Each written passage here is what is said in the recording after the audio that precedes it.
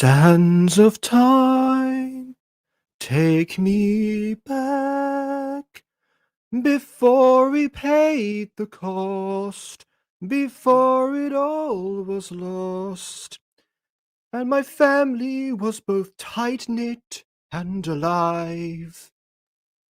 Let me ensure they survive. Sands of time, take me back. Welcome back. I'm Jacob. I'm Aiden. And together we are the Butter Bunch. Plus yeah. But I was segueing to her, but yes, plus Ghosty. I'm not technically a member of the Butter Bunch, but I'm here. I was gonna give you your custom intro as we're celebrating, a bit of the franchise with the world's first VTuber. Let's bring in our VTuber. That was gonna be my thing, but anyway. Yes. Anyways, today I missed part 2. I don't know what happened. I wasn't here. I had work. Oh, I'm surprised that you didn't watch it in the meantime to knowing how much you hate waiting for stuff. I have been busy. Okay, that's fair. All right, Ghosty, would you like to summarize it, or shall I attempt to do so? Yes, I shall summarize. So, in the first part when Aelita proposed using the supercomputer to jump back in time. Oh, she did that and it went horribly wrong.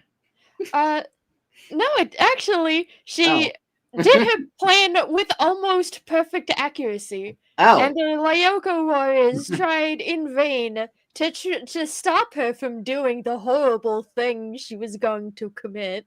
Okay, well, as far as so from their perspective, nothing went wrong. However, there is definitely an elephant-shaped impending apocalypse that we're ignoring in the room. Yes, we can't forget about that.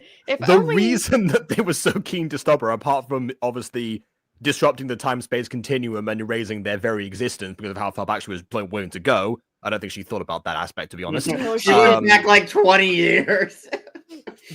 I mean, at least 10. We got to the part where she actually succeeds and does go back. We haven't seen the setup yet. So, yeah. Let me guess. She's going to go back to the past, and then she's going to have to accept that what happened. And that's how the film's going to end. With her. Well, I mean, that would if the last part had ended that way, then yes. Honestly, that could have almost been like a that could have almost been like an actual Code Lyoko episode where, once again, Aelita goes rogue, as she tends to do, and then they have to actually, bring her to her senses, and then they eventually, reverse the giant death tornado that was sweeping up everything in its surroundings that she summoned. Normally Aelita's the one killing herself. This time she's accidentally killing everyone else. This time she's one of the only people that survived. That is a true difference, actually. Oh God! You know what Aelita could have did that wouldn't disrupt the timeline? Went back in time and kidnapped her mom only when she was being taken away by the Men in Black, and just had her taken her mom with her to the future. That way, the timeline itself wasn't actually technically disrupted. Okay. Well, again, we're saying this. We haven't seen what her actual what the next step is, because the last part was called First Step. So I guess this is. Oh, this was meant to be called Complexity. I got the title wrong. I meant to change that. Yeah, so this one, as it turns out, because I was watching this, I was watching the render as I was separating this part, and it turns out there is actually another section that is just called Complexity that I saw flash on the screen for a second before I promptly shielded myself from its presence. My eyes. Turns out I can't change it on StreamYard. I've changed it on YouTube later, but that's fine. Oh, don't worry. We'll cross that bridge when we come to it. Anyway, yeah, that should be all right. On my lap. Ghosty, why aren't you wearing your t-shirt? Oh, yeah, the t-shirt. That's right. Why aren't you wearing your t-shirt, Ghosty? You should put it on. Fine. Yay! That's not going to make sense for this chat. But basically, somebody made a new T-shirt for Ghosty, accurate to her character, and it's going to I guess quite model. Yeah. Okay, well, while she prepares for that, I guess we'll pull this up. We'll add it. Oh wait, no, wrong thing. Yeah, it was literally right around the corner. Like we got to like this frame here, and then I said, "Okay, let's stop because we don't know when the next thing is going to come on." 1, 2 seconds later. 3 seconds later. That's all we needed. It was the classic on 3 or after 3 thing they did in the show a lot. Oh my goodness. That being said, I don't. Yeah. This place isn't snowy. Every time we see this place, it's snowy. Well, I mean, the mountains behind are still snowy. So, also a way for them to not disrupt the timeline as well, theoretically, is if Aelita gets her father to make like a key that could somehow salvage all his data and recall it back to a singular point, maybe. Aiden? The last time that Franz Hopper made a key, he wedged it into their combined DNA. And okay, well, I don't think evolution's canon to this movie. No, that was season 2. Oh, really? Yeah, Franz Hopper is dead in Evolution. Oh, well, fake Franz Hopper. Oh, wait, it was fake Franz Hopper. Fake Hopper. Anyway, I will say, I guess, like with your idea, technically, technically, that would definitely make sure that evolution doesn't happen because Anthea Schiefer is actually is a contributing part of that. But isn't Aelita's mom in this movie? I'm pretty sure she's someone in this movie besides just in flashbacks, because I'm pretty sure we got to see like an adult version of her design in the thumbnail. This is the thumbnail I'm talking about. Pretty sure you're making 2 separate points. The first point was about whether or not kidnapping her would actually change anything. I'm saying that yes, it would change the plot of evolution. And the second thing is she in the movie? Those are 2 separate things. And the answer to that one is again, yes, she is in the movie. I don't think evolution's canon to this movie. Well, it won't be after this. No, it's although no, it isn't, because we know this like a year in advance. So this would be taking place technically concurrently with evolution were it to occur, but it's not. So yeah. Also, Aiden? Yeah. I hate you so much. Oh yeah, we should probably listen. It's great. I should probably just there we go. All right. You can't really read it, Ghosty. Don't worry. You can't really read it. No, I mean, I can read it. Unfortunately, the accompanying image is not fully showing, and therefore it might come across differently for people who aren't in the loop. I don't know. The shirt looks like it reads touch. It's like TCH for Russia, or yeah, that's what it looks like. I mean, that's yeah. Tush for Russia. I hate both of you. It's not even tush, it's like tish for Russia. I think it's the font my friend chose. It's not exactly. You know what? I'm making it worse. It isn't the font. What Aiden is saying is that the B and the I are missing at the front because they're underneath your arm at the moment. It's the angle. Yeah, it's not the font. Oh no, I think it's mildly obscured by my virtual tits. Actually, no, it's mildly obscured by virtual pits, actually, because it's the arm that's obscuring them. So, Yes, the one fur of this design, you can barely read it. Again, just as well because the image that contextualizes it is also not fully on display. I could put it fully on.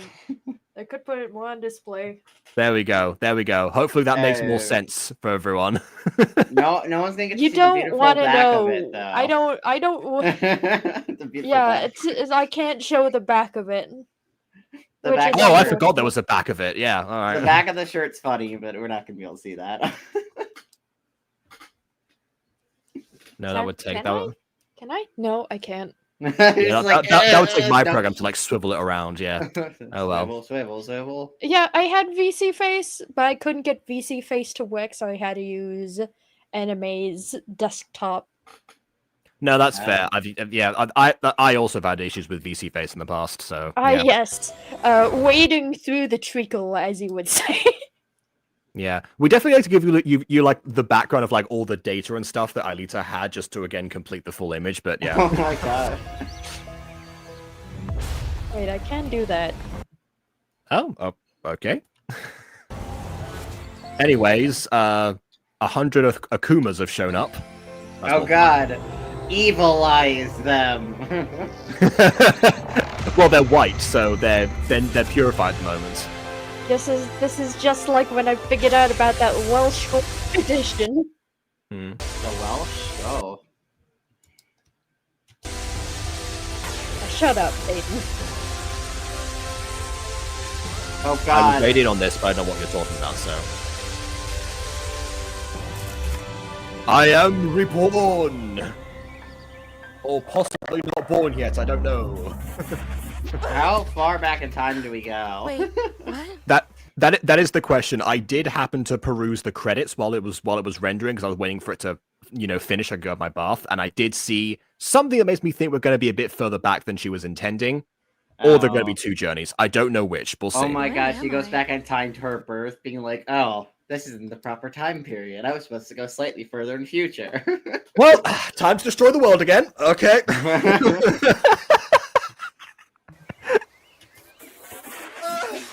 Oh, okay, Jeremy's joining her in the past. Oh yeah, I forgot to mention. So how this worked was instead of like a normal return to the past, the supercomputer hardware, it descended, then it like emerged in the form of like a portal, and then it opened up a portal basically, and we went through.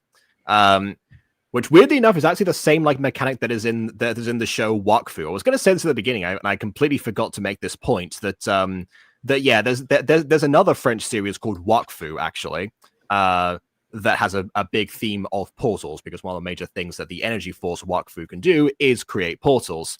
And I was going to say something like, yes, what is the step that was the focal point that like that connects Code Lyoko and Wakfu, aside from Thomas Astruc working on both shows? The answer is the in this movie particularly, the antagonist in season 1 of Wakfu was actually attempting to restore his family by returning to the past, and that's why he was like harnessing all this energy for in the first place. Yeah. Was Wakfu like multiple seasons or just a season?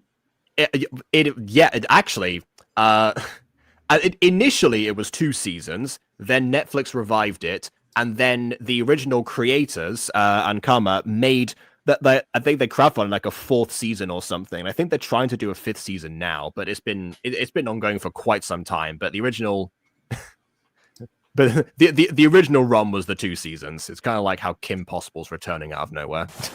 Wait, Kim Possible's returning? Phineas and Ferb has returned. Phineas and Ferb. You said. No, I said Kim Possible because I also heard about that. Yeah. Oh, because I know they had like a live action movie on Kim Possible. No, I wasn't referring to that. That also happened. Also, is it me or is Thomas Astruc just a curse that French animation can't escape? Well, I don't know about a curse in terms of in terms of his contributions to Code Lyoko and Wakfu particularly. The debate is still out in terms of his own creative endeavors where he has full control. Don't give this man full control. I'm so sorry, Miraculous Ladybug. I mean, I will say season 6 is actually pretty good. No, it's only not. Season 6. I mean, the other seasons have their moments, but so far, I feel like season 6, quality-wise, has actually maintained a decent quality, and we haven't had major dips in quality versus previous don't lie seasons. To me. Please tell me like it's actually good. Previous seasons, like season 5 especially. Like, I actually enjoy the first half of season 5, but then we get to the back half of season 5 and the whole alliance ring plot and like the way they handle it. That was 5 episodes in. That wasn't the second half. No, second half, like everything after Kwame's choice, that two-parter, I would say like kind of goes down. Like the inverted. Okay, fine, yeah, just mainly the Justice Alliance was earlier, but yeah, okay. Yeah, but like everything, like I would say, like season 5, like the back half really kind of bungled season 5 for me. Kind of same with season 4, actually. Like I actually think the very beginning of season 4, like the first like 10 episodes are actually pretty solid season 4. But then as this season goes on, it kind of gets a little bit. I have said this before that season 4 episode 1 is what got me into the show. So Yeah, one of my favorite episodes is actually from season 4. It's Gang of Secrets. I actually really love that episode. Fair enough. Well, my favorite episode is also in season 4, Glaciator 2. Oh, grab it. Oh wait, is that the? No, I don't know what episode that is. Darn it. What episode? I mean, you hate the focal character in it, so that's Which character do I hate? Andre, the ice cream salesman. Oh, I don't think I hate him that much. I mean, I don't like him, but I also don't hate him. That's fair. Because actually, I don't like him in the Dissolution. I think the one where Marinette and Cat Noir almost become a thing. I don't enjoy him. I think that might have been Elation or something. I should know the title because that's season 5's titles were awful. Like season 5's titles are really hard for me to like remember off the top of my head versus previous seasons where I'm like, oh God, what is that? What is the episode where Marinette gets traumatized? Where they add retroactively retcon? I'm glad that they attempted that. I mean, I guess partly also because it was. I don't know, and it makes Kim worse character because Kim is such a worse character because of the episode. Because that makes. Wait, hold on. Oh wait, okay.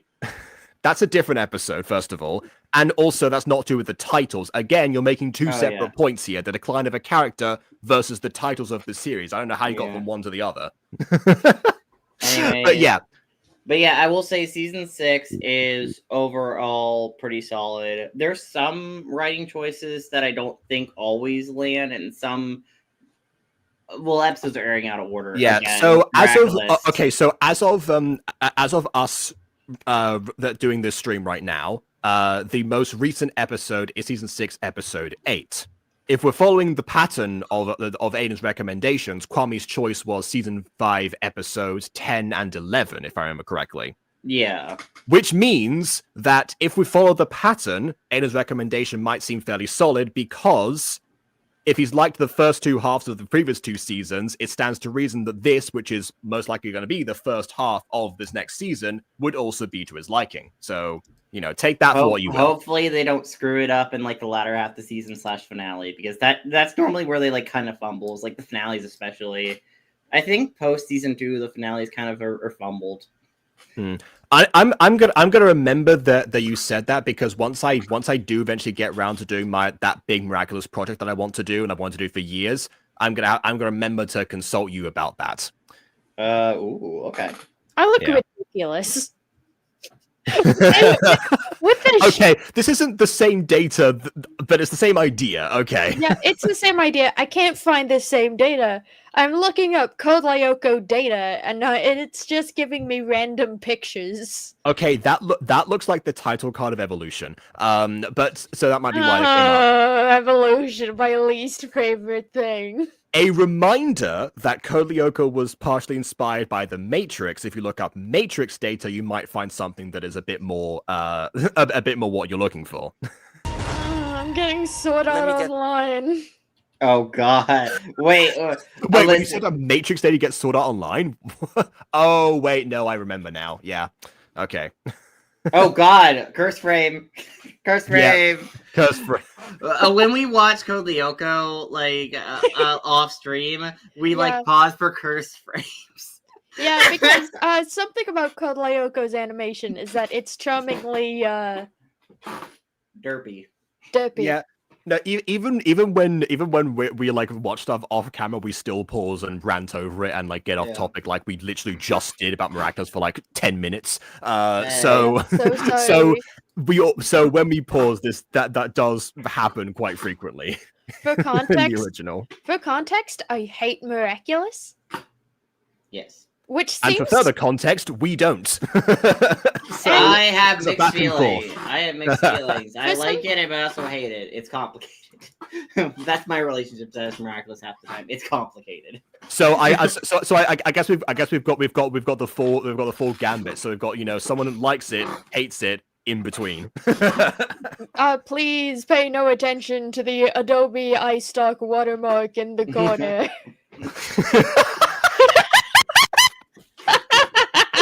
I mean, now that you've mentioned it.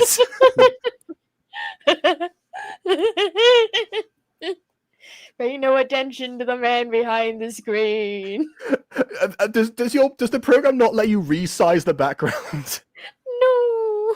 Oh, okay then. So we're just stuck with the Adobe iStock. Listen, the data is stock data from Adobe. Okay, yeah, so it's data of Adobe stock value. Yeah, exactly. This stress, you activated each and every one of Lyoko's way towers? Okay, no, he is way too calm already, I can say, before he even says he finishes his first line. He is way too calm about this situation. You time traveled. I would pick. Also, the portal, by the way, the portal didn't stay open. So does that mean you both are now stranded in the past until forever, pretty much? Yes. No, we need we need Hugo from Wakfu to come back and open up another portal for us. You better catch in those Thomas Astra contact points. Because here's the thing. If they change the past too much, where the supercomputer isn't capable of the same things, or the supercomputer doesn't exist, that means in the present, the characters are not going to be able to open that portal in the supercomputer to get them to the future. Yes. They're gonna be stuck here forever. Or it disappears. Depends on if we're going by like multiverse theory or the timeline rewriting itself. It depends on what the rules are. We haven't seen that happen yet. I'm gonna say because it's Code Lyoko, I'm gonna say timeline rewriting itself. Yeah. Just on the grounds that otherwise we would have like 95 different parallel universes where they've returned to the past, and I don't. Where think everyone got murdered. That. Everyone got murdered in all those timelines. Mm-hmm. Like in the one Code Lyoko game that I gave Jacob, it is literally a worst case scenario. Play it. I sent it to you to play for the Better Bunch. We should. Yeah, we definitely should play. Oh, okay. I'll play or watch play. Technically, Enjoy a ride across time and space, but why? Are you okay? No. They're not born. That'd be like Marty McFlying themselves here. It's like that one episode of Futurama where Fry becomes his own grandfather. Oh, well.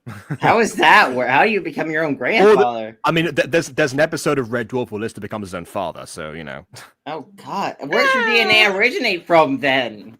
Sci-fi. It just seems like, there's as a whole thing for the Ouroboros, type of conception. I don't know.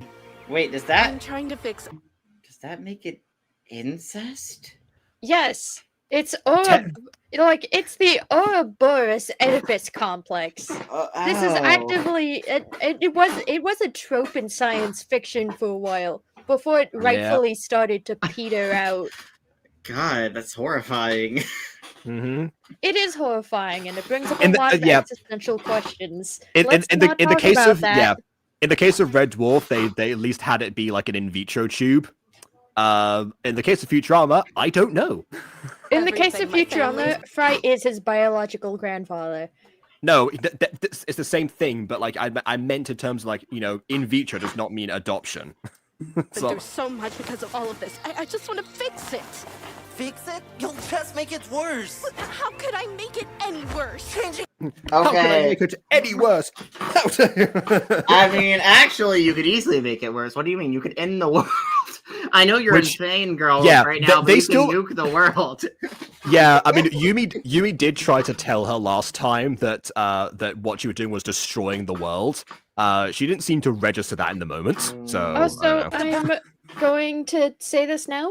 They're arguing outdoors, so their voice should theoretically have more reverb to it. Yeah, not only that, but also given this camera angle, probably it would normally that suggests that you would have them like there'd be like more distance. You know, that seems to be like one of those like unspoken rules of cinematography where, you know, if you put a, although then again, I don't actually no, they haven't broken that really. As can only damage the future, Aelita. Jeremy, I want to learn the truth and fix everything that ruined my life.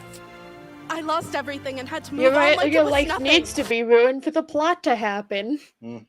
The burden of the protagonist, I guess, yeah. So I will do whatever it takes to get it back, and I won't let anything try to stop me. Not even you.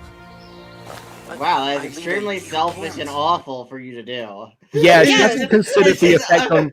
This is the thing. She hasn't considered the effect on other people. That's what she's tunnel visioning right now, and that's the issue. She's been like working on this alone for such a long time, and she's gone rogue for far too long. That's the problem. I don't know what this is meant to. I don't know what's happening now. Is she got Dragon Ball Z powers? Well, okay. So what happened last time? Wait, well, the way she was now? no, the way she yeah. was able to do this, the way she was able to do what she did was she, and I quote here, transferred the powers of the supercomputer to herself. But she's a human. How does that work? How do you? Okay. That was our question last time. like, we thought transferring the data of the supercomputer to herself meant her virtual avatar only, but apparently she also has avatar powers in real life. Yeah, What? when has that happened? That's not a. Okay, I don't think that's how this should work. She shouldn't get power. What? Yeah, especially if like Aina says there is no supercomputer, because I mean, as much as the way that we would really like affect like how supercomputers like built or such is if Franz Hopper loses the motivation and to build the supercomputer, and the reason he was even in France to begin with, because in the books, actually he wasn't actually French; he was American originally. So, they might also got you know, they might also have traveled in space as well as time. I think you know what? No, they definitely traveled in space and time because they're in a different location. Oh, Well, I hate this already. Who knows? This could be the future site of Caddick Academy back when it was like one schoolhouse.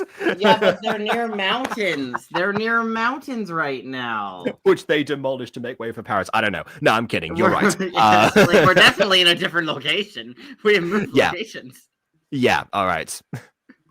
Which, you know, it's kind of weird with time travel stories in general, because time travel stories normally ignore the fact that you're traveling through space and time.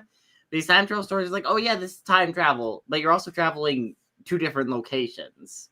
Yeah, the exception, the exception that I can think of on the top of my head is Back to the Future, which again I brought up earlier. So yeah. They thought fourth dimensionally. Oh, okay. They're gonna just go. Wait, you're gonna abandon Jeremy in a timeline he doesn't know about?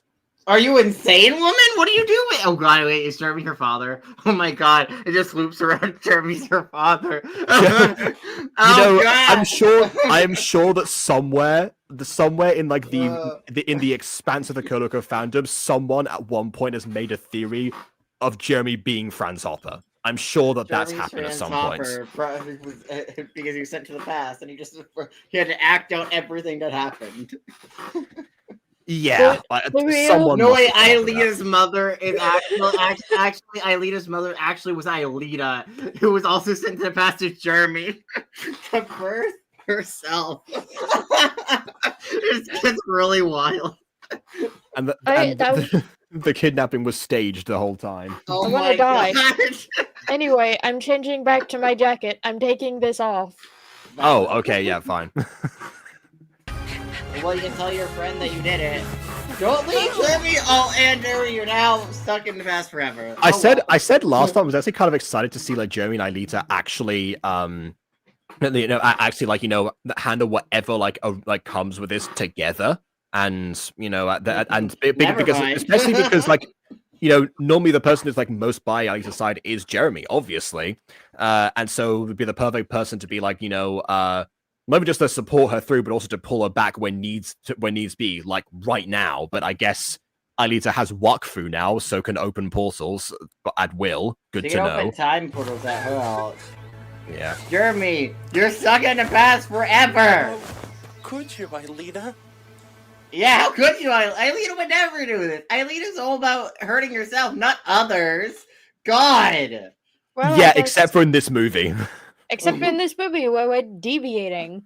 I don't like the deviation though. It makes Aelita. Also, I worry about like with this, like the way this plot is going, that the movie's not going to have time to properly redeem Aelita by the end of the movie. That Aelita's but this movie's essentially going to make Aelita the worst human being possible. And the movie's going to end with her being like, guys, I'm sorry. It's like, okay, you were in grief, so it's fine. When it's like, you did not judge, what you did was not okay. You have hurt us all irreparably. What the heck? Well, I don't know about irreparably. Depends on if they can repair it or not. And if they can return to the past before she started the whole conspiracy. Well, I don't know. We'll see what happens. That would also be a lazy way to get out of consequences. She's like, wait, I did the wrong thing. She time travels to herself. Don't go back in the she time travels herself. Hey, don't do this. It's like, okay. Well, I mean, that is how a Code Lyoko plot would solve it. I mean, this is actually one of the things that I actually think Maraca's handled better than Code Lyoko in terms of like the consequence of things happening. You know, they still have a magical fix for everything, but it's a magical fix that doesn't erase the events that have occurred.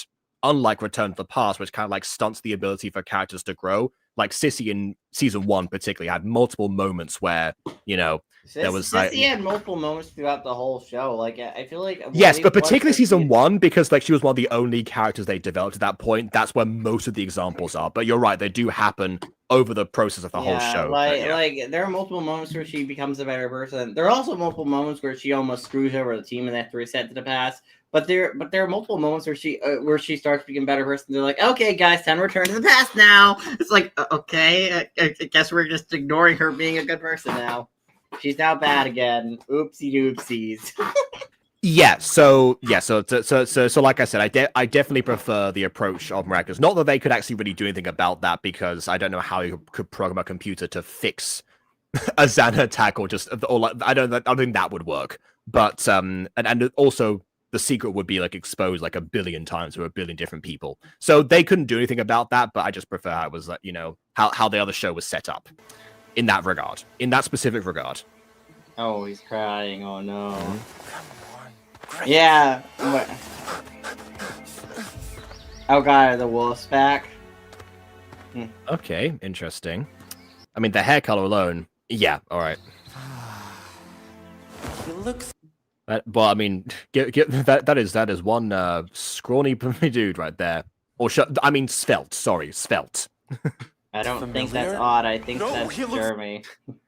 I'm not saying it's odd. I was making the reference. Way too familiar. If anything, I would say that was Franz, to be honest. But you know, although we are going by the hypothetical fan theory here. You can't keep doing this to yourself. Beating yourself up like this isn't going to bring her back, Waldo. Well, first of all, I'm... Yep, it was him. Oh, Waldo. Where's Waldo? Yes. There's Waldo right there. The question people might be wondering is who's Waldo? So this is made clear in like the end credits of season 2 onwards. But actually, it's much more expanded upon in the books, which I know the books aren't canon. Yes. It's expanded upon in the non-canon books that also happen to contain a lot of lore in them, which is confusing. But there you go. So yeah, the reason that Aelita goes by Aelita Schiffer or says that was her actual last name in that one episode is because Franz Hopper's original name was Waldo Schiffer. So this is him. I'm not beating myself up, Anthea, and do you just expect me to move on after I lost my sister? Well, stewing by yourself isn't going to... Never got a mention of a sister before, so that's new. You turn too? I'm so used to hearing things after she passed that I just assumed it was my imagination. That all... Honestly, fair. Is it really them? What? I mean, it would be a huge coincidence for two characters of those specific names to be together in any other context, Jeremy. But Franz never mentioned his sister in his diary. Well... Did he have to, necessarily? Yeah, like... I mean, did he discuss his family at any point in his diary, or would he discuss, like, just mostly his work that was the purpose of keeping that diary? It's not like Orchid's diary where you know it was just a compilation of gossip of her over the years with her terrible secrets of her exes. Not like that. Let's see who's trying to hide from us. Oh, okay. Speaking of interesting data. Okay, what? So I guess now she's able to go into a virtual form via Wakfu portals. Okay. Where is she physically located now?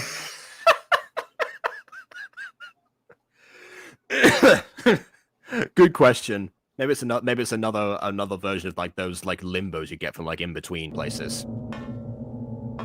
Honestly, if they recreate that scene from Frontier, that would be amazing. If they do, This is cool. Yeah, I do like the way that it seems like mounting and dismounting, and I guess like somewhat progressing. I have to fix it.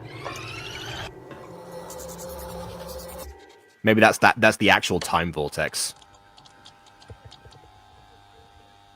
And this is the TVA going to take it down, I don't know. Oh god. Is that Doctor Who? Is she drawing on nothing? Oh, look at that. The computer screen is actually like the same background that Aelita has. Maybe that's the familial connection, I suppose. Familial connection. Mm-hmm. Okay, there's the board. Hello! We're back from our trip to the mainland. And the salutations from the finest minds you've ever seen. That being Moenzo and I here, of course. Where did that hat go? I don't know. It just flew off. Yeah. It Fine. Inventor of telekinetic the hats and. Like my problem with that is that the hat didn't seem to have any weight to it. It just kind of. It flew off like a bird out of his hand. As someone who has a hat like that, tossing like a frisbee is actually relatively easy. Really now? And who is always correcting your calculations, Locke? She's got you there, Locke. We all know Schaefer's the best. He can prove he's Aren't they both Schaefers, or is it before they got married? Oh, maybe. the smartest guy in the world when we finish Carthage. Yeah, my reaction also. I have no interest in doing such a thing when the work simply shows for itself. Need I I remind like you how that the work these four have parallels to the Lyoko Warriors. To some degree, yeah. we do here is not for glory or pride, That one's but to odd. bring about a better world. Even then, you'll simply have to find a way to continue without us. Well, Yeah, I will say in the books, Odd's dad's name is Robert, so not the same. Joe and I have discussed it, and we So we're not going that far in terms of the connections. believe we should leave. What? But you couldn't possibly go. Not when the work that we She's talking directly to Locke right now, and not where they were. Yeah. so But you close to couldn't being- possibly go. Where are we going? Well, they're going away from the project, as in, completed. We have dedicated our lives to this so that we can end war and ensure safety of all generations, to revolutionize the planet and bring about a world without. So, well, without danger. Oh, I see what you're about to do there. I see what you were going to do there. Very nice, very nice. I see yeah. ya. I see ya. Close I was- enough that I could see the freckles on your face. So so if anyone doesn't know, again, this is something they also went into like a bit more in the books, or I say they went into a bit more because they just literally just never said what Carthage was in the show. Carthage, according to the books, was supposed to be some form of Cold War cyber project to interrupt enemy connections. And that's basically all those are the details that we get. So the idea, I suppose, is if they can't organize themselves, they can't form a battle or anything, basically. I wouldn't be surprised if Project Carthage was like formed during like the Cold War to like. I literally said that. Yes. Sorry, you said Cold War. Oh, did you? I don't know. I'm tired. Okay, I'm half here. Okay, well, I mean, yeah. So it was a Cold War thing, basically. It's because of you. And that, well, actually, I mean, timeline-wise, that Why would are you map anyway. blaming him? Because What did remember, he do? all of the diary entries of Franz Hopper were actually from 1994, which, you know, kind of tracks with the 10-year gap between the original show's airing. So, yeah, that was the idea. So he would have been working on this at the very least during the early 90s, possibly late 80s, depending on how early they were putting this into practice. Like, everything cool happens in the 80s. Why can't I go to the 80s? Yeah, I don't think you'd want to go to the 80s. I don't think you want to go to the 80s. I don't want to go to the 80s. If my history is if my history serves me well, I believe that the internet as we know it started to form or became public in 1989. There were like other military programs before that point, but nothing to, you know, for the use of, nothing as grand as the internet would eventually become. Internet. If it wasn't for your 10 jealous. years before I was born, the internet manifested. Well, there you go. I am dating myself. Yes, I know. I mean, yes, there was, but there was no need to specify that. But fair enough. Thea and I just believe this would be the best course. I will say, in all fairness, I believe that actually, you know, when I was born, a few months after you, I guess, I apparently heard that the first attempts, like, you know, like share, like, you know, I think it was like photos of like me with like the family and such to the family, like to my aunt specifically. She said like, oh well, we'll send this to you over the internet, and she asked what the internet was. Oh, and that was the year. Yeah. So by that point, I was like, yeah, that definitely would have been established. But I guess again, not as much of a thing in the 90s, but I guess not with my aunt's generation. Maybe, I don't know. Moving no. Fix it. People are falling for AI slop, so everyone is at least one generation behind. Yeah, it would be that very same generation actually that's falling for the AI slop the most. Oh god. The most. Think you're doing, but you know what would happen if they found you. Yes, we do. And Thea and I With have the made all the FBI necessary... agents and with the FBI agents and the daughter And the supercomputer wolves. and the wolves. Actually, I think the wolves are symbolism for the government. Maybe. But well, potentially it could, because I mean, you know, given that I was too young to process and understand what was happening. There may have been actual wolves involved. Yeah. Okay. So She did live in the forest. Again, okay. Again, in the books, there's this one character who does work for that same organization in the present day. That actually has two trained wolves called Hannibal and Scipio. So, by complete coincidence, having nothing to do with you know, I guess Franz's joke about Scipio defeating Carthage or something. I guess that was a coincidence that they had. But yeah, so I guess it's not out of the question, but it is most likely just Aelita's brain processing it in a way that, you know, she was capable of understanding at the time. Precautions. You needn't worry about us, but our minds are made up. Mm-hmm. Was Anthea's face missing in that last shot? Wait a second. Oh. Yep. Yep, her face is just disappeared. Hey Jacob, she's an eyeless freak. That's what happens. That's what happens when you abandon Carthage. They take things from you. I think her face is far enough away from the camera that it's not rendering in properly. Oh, probably. Yeah, I think I can like distinguish it a little bit now you mention that. Yeah. Don't you know how important? Yeah, his eyes are fully gone though. You are, Waldo.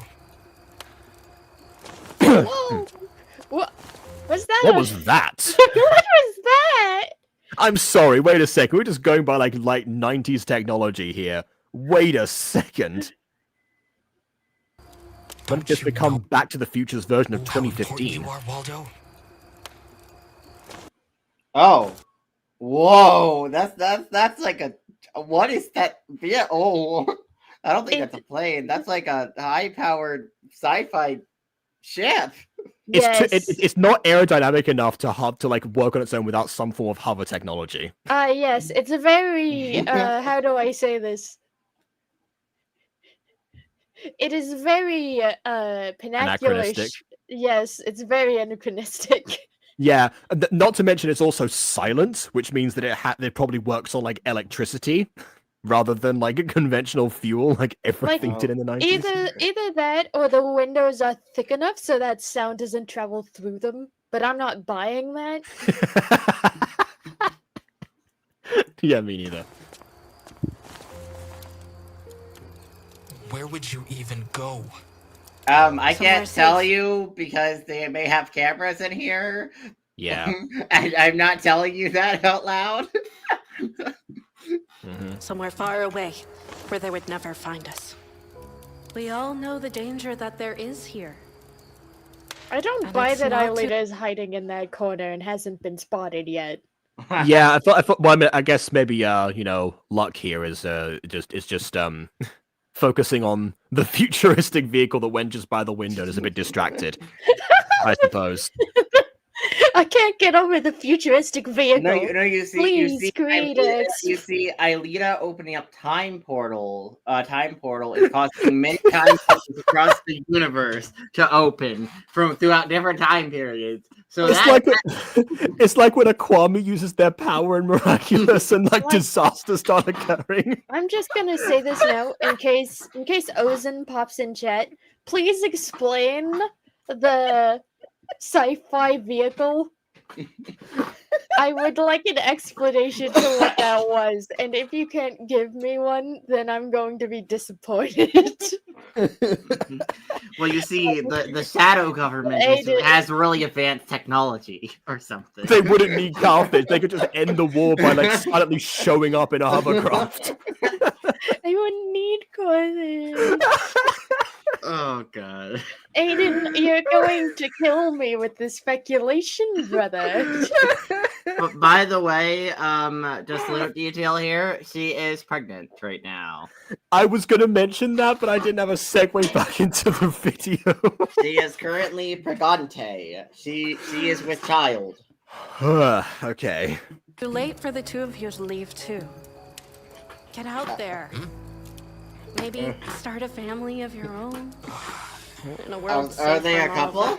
Are they a couple? Are they friends? What are they? I know the impression that I got from them was that they were either best friends or married from like their interactions before. Live your lives. Live life, breathe air. I know somehow you're gonna get there. It feels so wonderful. Oh god. Start anew. We can do all of that after we finish our work here. There's far more at stake. It's like Munzu said, Carthage can and will change the world, but it should be done with your brilliance. Like we saying it should be done with your brilliance, not that it must be done with your brilliance, which implies that he actually is expendable after all, which is definitely not the impression that the show gives. By leaving, also, didn't France have a much bigger team for Carthage in the show? Like, there was a bunch of different scientists. I'm guessing this is more like his inner circle, or like this is like their downtime. But yes, we do see a big picture of like a bunch of different people, you know, with his face circled. Selfishly, think of what you could do here. It is what I can do here. That is precisely why I need to go now. You see, I don't want the world being nuked with my device. Yeah, I would hate to be the cause of the of the apocalypse. Creates a supercomputer that destroys the world. Our superiors have had little regard for the safeguards that I have put in place. Who knows what they can do? We all know that they have little regard for the potential ramifications. Yes, we've had little regard for safeguards and little regard for ramification. You said regard a lot. Our minds are made up. There's a lot to regard, Jacob. Yeah, I guess. I mean, regarding your comments, Jacob, the regards are very important if you regard my opinion. Regardless of the circumstances. Anyway, let's continue regarding this video. Regard is also a French word. On without us. Carthage, Lyoko, they both deserve your personal touch. Your child deserves to live in a world with parents they can be proud of, don't you think? That implies that nothing that Elsie would do in the rest of his life would make our child proud, but wow. I suppose that this is goodbye. I wish you both the best in raising that family of yours. Yeah, I guess. Well, I mean, I guess if words aren't going to No, but I meant the jacket he's holding. Oh. It's going through his fingers. Oh. He's not even holding it. Well, it's their latest technology at this place. Also, I'd also like to point out the other lady's face and the Herobrine eyes and the disappointed smirk. She seems to be like looking off way towards the side. That's where her pupils are. Well, this is what happened. This happened especially in Code Lyoko itself. The characters will like look a little too far to the left or a little too far to the right and look like they have no pupils. Yeah. It's just a thing that happens. By the way, wedding ring. So we know she's married to someone, it seems. I don't think it's him. That's the wrong finger. That's the wrong finger. Never mind. Forget I said that. I'm sure that you'll be safe, healthy. Definitely. I'm sure you'll be safe and healthy and nothing will happen to you. I swear by my cloth-phasing fingies. I told you that the two of them had been compromised. I don't know what his plan is. Now we're screwed. Now we're screwed. We told him. But it's clear that we need to leave now. I like how he's saying, I told you, but yet he's the one that spilled the beans about them deciding to leave. Yeah, he's gonna gaslight her into believing that she did it. Yeah, I guess. Blame the wife. It was the 90s. That's a very That's a very Jeremy move of you, friends. So your fault this happened, not my fault. Your fault. Well, at least at the beginning, there were like a few times that Jeremy was like, "Yeah, no, I completely messed up. I've been useless from start to end." Wait, she was there? That was the corner? I thought she was in the corner, by the window. Oh, I feel like they should have. Yeah, no, they were both looking in that direction. We mentioned that. Yes. So yeah, absolutely. It's like you see that is unless they knew she was there the whole time. And they were just unfazed by, I guess, Waldo and Anthea having another child they didn't mention. Yeah, the random.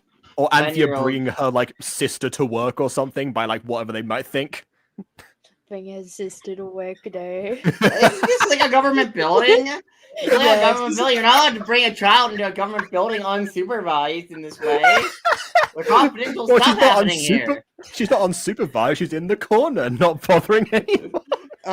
Yeah, because that's so safe. You see, I would have bought that her possession was covered, except for the fact that we could clearly see her arm peeking around the bookcase. And we could see their eyes looking towards said bookcase. Oh, God. I hate it already. Unless she was invisible by time-space metric, I don't buy any of it. Oh, does this implying that this is back in the factory before it was like fully built? Where? Oh, wait, she did Spider-Man stance. Yeah, there we go. And there's the team. Oh, well, I guess a team. If this is the factory, it must have been like the second team, like the non-Carthage team. Who are all these people in the factory?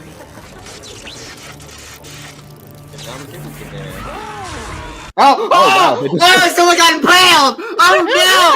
What? Whoa! Whoa! Wait a minute! Hold up, wait a minute. I'm with Aelita here. That's what? Right now. What? Whoa! Okay.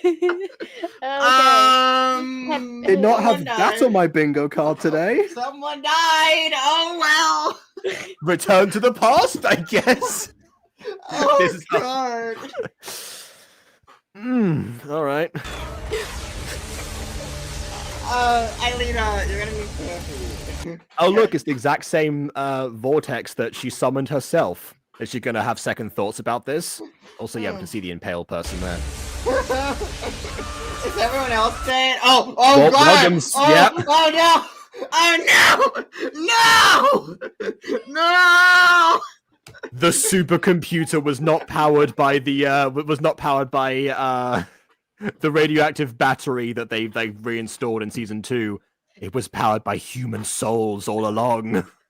Oh, that's terrible! terrible. God, everyone's screaming! It is the ink machine.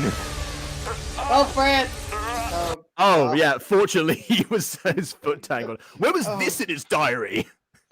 Oh yeah, everyone got massacred. A woman got impaled. They were screaming. You know, is this why Jeremy doesn't talk about Franz with Aelita just because he knew that he was he was responsible for so many deaths? Okay.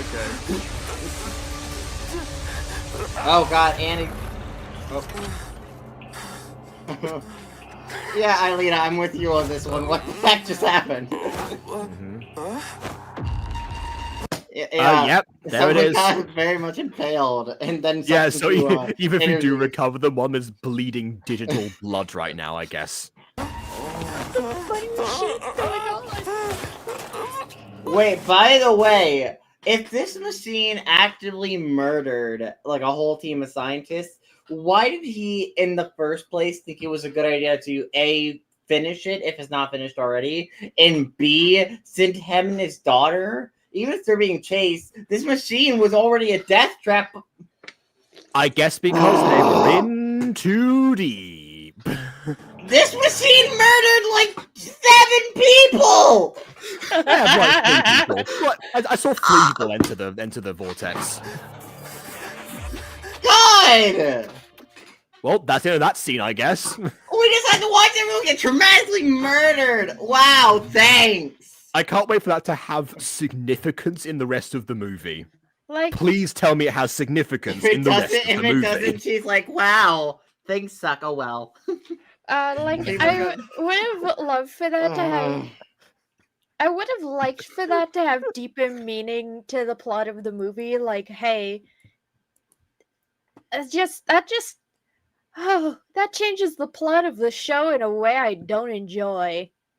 Yeah, I agree. Ugh. Yeah, because I mean, the idea of him like trying to escape. And well, first of all, I always assumed that he like escaped in secret. Although to be fair, I guess building a supercomputer by himself would be a very a monumental feat. Granted, maybe that was a bit of a child logic on my part. But I was imagining that he escaped, chased by the government when they. Well, yes, and that's which is why he left in secret, presumably after they kidnapped his wife. And that was where they were in hiding for some time, so he did the work by himself, somehow, and got all the parts, again, somehow. I didn't think this through as a child. And just like recorded all of his findings just in case. Did not realize that maybe that's why no one remembers the plot. No one remembers what happened. Or like who helped him because they all died. I guess that's one way to answer the question. Thanks, I hate it.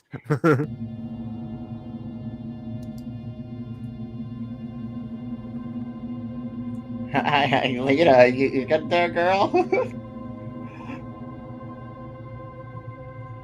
This looks more like the frontier from above, not from below.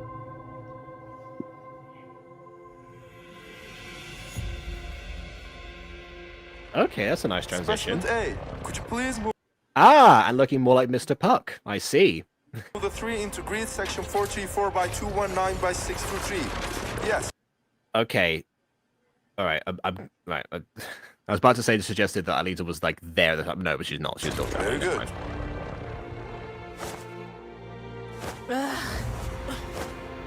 Ugh, my stupid doll that I have intense, care for, and I love above all my other possessions. Ugh, disgusting.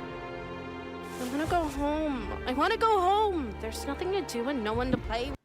Oh, okay, so it is meant to be past Aelita, which is confusing if it was meant to be like... No, wait. Aelita was sent in the supercomputer once, and that's when she got stuck. She wasn't in the computer multiple times. That wasn't. Yeah, especially not when it was being built. Nor was Franz ever a virtual, fully formed version of himself. Yeah. So the two explanations for this in the show, they say that Franz says that there's the supercomputer is just not ready to like fully utilize him, or didn't have enough power or something to give him like a physical form. In the books, they also say that it could have that it couldn't virtualize adults, like it didn't have like enough power to like virtualize like a fully like matured human body, I suppose, which does have suggestions as well regarding like the trials they must have done for it. But, that's beside the point. That's beside the point. So both versions have an explanation as to why Franz Hopper was never a fully realized individual. Like, he clearly is here, presumably before any of that stuff happened, and the computer had less power. Yeah, but I do think his outfit is nice. He looks like a wizard. Okay, I guess he looks nice, but like it doesn't make sense in continuity in the timeline. It doesn't make there's every overrated gotcha video. Hey, this all falls apart when you think about it, but it looks nice. Oh God. You guys are saying it doesn't make sense. Meanwhile, I'm trying to make at least a little light out of the fact that it doesn't make any sense. Which is normally what I do, actually. One of the three of us is always doing that. Normally it's me, but I appreciate it's you this time. Yes, Miss Because I'm crashing out too much. I need... But that also implies that the crabs and blocks were France's creation and not Xana's creation. That I can actually get on board with, to be honest, because I guess from when he had control over Xana, he was able to say, okay, I'm gonna make this program able to create these monsters in the first place, and while they could work as an antivirus. He also had control over them. The part that I'm surprised about is that they're able to, I guess, construct and render Lyoko. That was never the impression I got before, but okay. Please gather. Thank you. I like that the symbol on them looks different. Yeah, Xana rebranded itself afterwards. Xana needed better marketing. Xana always needs better marketing. The marketing Xana got for Evolution is lame. And how is my little angel doing? Bad, Daddy. There's nothing to do here. Also, the issue with this Aelita design is she is the exact same height in she looks like a present day Aelita wearing different clothes versus what would it be like 8-year-old Aelita? A child. Yeah. The way she's talking right now, it does sound like she is younger, but doesn't look it. Yeah. She looks the same, just with a different outfit. Which the outfit's cute. I will say the outfits here are cute, but I don't like the fact that does raise a question that if your real life body changes over time, does your Lyoko avatar proportions also change? I know that the outfit does based on the person's mental state, but do the proportions vary? Well, France's proportions are completely different, unless they're France has proportions. That is the difference. Unless there's only 2 settings of proportions, you have 10-year-old style body versus adult style body. Unless it's The Sims. It's like The Sims where you have different life stages. Unless it's like that, I don't think this works. But even then, I think I have an excuse for this. Maybe the creator only made 2 body presets, and they were like, "Oh shoot, Aelita is supposed to be younger here." But we're about to render the scene, and we don't have another body preset made, and I can't be asked to go into Blender and make a new one. They did have a set release date. They wanted to get this out by the 22nd anniversary of the show, so that was why. So yeah, I guess they could have been working to the deadline by this point. Assuming this was late in the production, it might not have been. It depends on how they. I don't know. I just really don't like the fact that this Aelita is meant to be younger than our present Aelita, but they look the same age. I don't like that. Yeah, well, I mean, the very fact that she's here to begin with, or the scene's even taking place, already flies in the face of a bunch of stuff. So I remember the first scene, what it was the flashback of Aelita where she was remembering her past, and we get to see Aelita's first moment in Lyoko and how panicked and confused she was after being immediately transformed. That was really compelling. That scene is less compelling because this scene here. I don't know. Because that scene compelling because it worked how disoriented and confused she was. Here it just wouldn't make sense that she'd be disoriented or confused because she's been Lyoko at least once with the concept of the scene, if not multiple times, based on how she's acting. Yeah, so I mean, I started to realize one of the things that I love sequel products in general when it comes to stuff. In fact, a lot of like my own fan fictions of stuff, including Code Lyoko, are sequel material. Usually, but I guess what takes me out of it is definitely when stuff not just when you have to add stuff obviously, but when you add stuff that contradicts what's there before, replaces what's there before, it loses kind of the essence of the follow-up. When you for me at least. When you start adding stuff that doesn't make sense, it kind of muddies the waters a little. Yeah. This could be a separate kind of alternate timeline because Aelita is going back to the past to change reality. But there's also points where I don't buy this origin, and that's for she also hasn't changed that much yet in terms of the reality. Yet.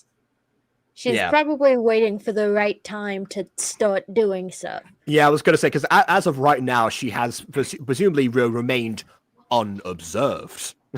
Somehow. She's not doing much to hide it. No, it's just that Locke and his wife were just very, very chill government agents. She's the second time traveler they dealt with that week. It wasn't that big of a deal. Time travelers pop in and out. The first time traveler is the pilot of that other vehicle that they can't they can't leave the premises, but they're allowed to do a joy drive around the venue. Yeah. Yes, it's like that drive-by salute. You gotta honk the horn. The locals hate it, but tourists love it. God. Work, and I have no friends to play with. Oh, no friends? Yeah, in the book, she actually did have one friend who did come back as a character, because I thought that was an interesting concept of someone who knew her in the past and was Oh, okay, we're back. Oh, yeah. Anyway, Richard Dupuis, great character. Well, if the friend came back, though, that friend should have been 10 years older than Aelita. The friend would have been a full adult. Oh, okay, that makes a lot more sense. Honestly, I have a feeling why the show never actually acknowledged the fact that Aelita's technically been in stasis for 10 years and her whole timeline. I have a feeling they never acknowledged it because she had a romance thing of Jeremy, and they didn't want to make it slightly weirder. I have a feeling I don't know. They have making it kind of strange. Let's just not acknowledge it. Well, I mean, if they were concerned about that, my guess is that their logic was okay. Well, so mentally speaking, they're the same because because she hasn't actually aged at all. No time has passed. So that's what I think they were going for. Otherwise, if that concern did come up in the writer's room, I would assume that one of them would just been let's make it a year, 2 potentially, or something that she was in there for. I guess maybe would have altered potentially how long ago Carthage was in comparison, but I guess they just would have had to have Franz be in hiding for a few more years, really. And maybe to have Anthea get kidnapped while she was while they were all in Hermitage compared to their previous location. Change a couple of things around, it would have worked if they were concerned about it. Well, what is that? This is Zana. It's ugly. This is Zana. Oh, maybe that's why the symbol is different. Okay. He's a friend who can teach him what it's like to be human. Can you do that for me, honey? Yeah, I can. I taught him what it's like to be human, and it went horribly wrong, and he almost ended the world. Humanity. Yeah. Yeah. I mean, I will say this. As much as I bring up the books, I actually don't have a copy of the 3rd book, which means I also have not read the 4th. I have well, it's not fully anyway. A while ago, I had a PDF version of the of the 3rd one. I don't know if I still have access to it or not, but basically, I know one of my parents found that somewhere. By the way, none of the monsters or fans notice the fact that there's a second Aelita behind this tree. Well, Yeah, because remember, the monsters don't have like automatic detection, and the only thing where you can detect people, like your presence of stuff in Lyoko, is through the holo map that you can only access from the real world. So that's, yeah, none of them would notice at this point. Unlike the last scene, she actually is properly hidden at this point. Yeah, the last scene was kind of her just sitting behind some metal plates that anyone could have looked over at any point in time. Yeah. She also does look slightly smaller in this version now, when we see like the two models back to back. Maybe that could be just further away, actually. Thank you, Daddy.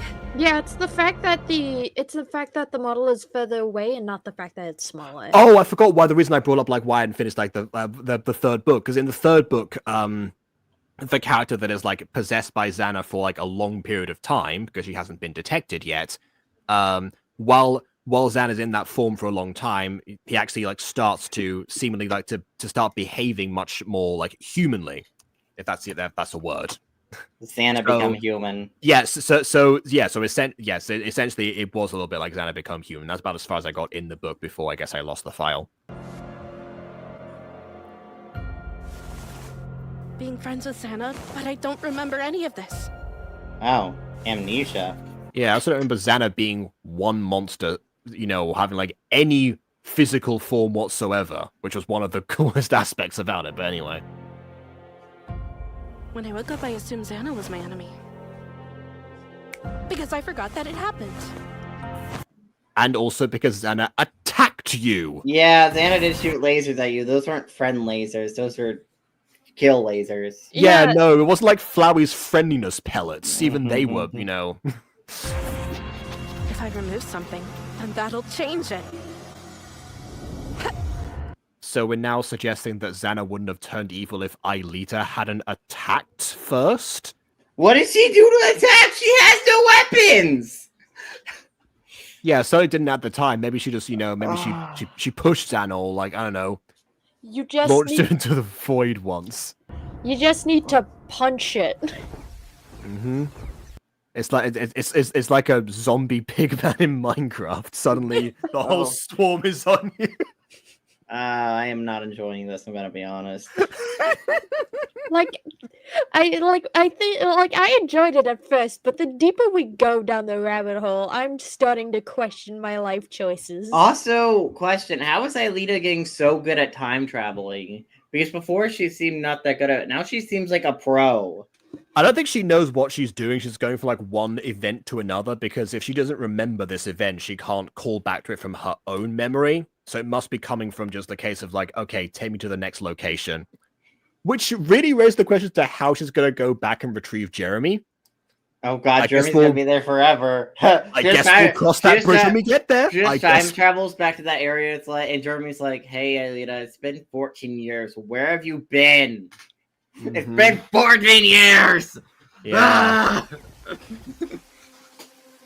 Yeah, space and time, you know? Right space, wrong time. It's like Dante. He waited 15 years in the one spot.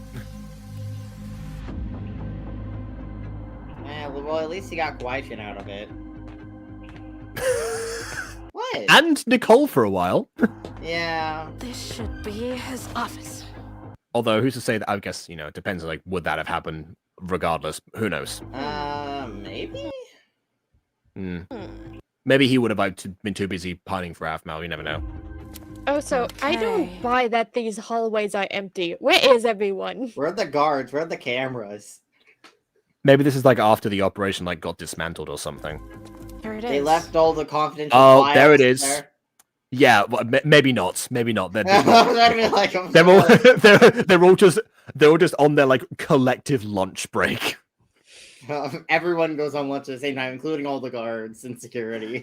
Yeah. Also, this is you know the accurate thing of like the end credits. It always did say Waldo Schiefer on there. My father's file. The contents are different, obviously, but yeah. Waldo's kind of looked a bit like Xanadu, like the original Xanadu. The Garage Kids.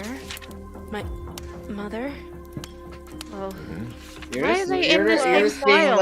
just being like my mother, okay? You know, no big deal. Also, I'd like to ask why her information is in Waldo's file.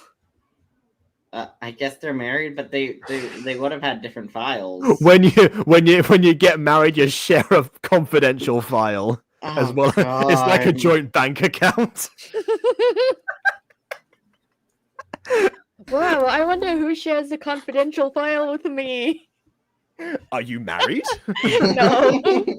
Then no one for the time being. Ghosty marriage revealed. Who is Ghosty truly married to? Guys, speculate in the comments. I want to know. Well, based on the shirt before, I've got a candidate in mind, but Okay, I'm just saying there's gonna be a plot twist, and she's like married to like I don't know someone else in that anime, like America or something. That's the plot twist. Like Russia was just a red herring. Okay.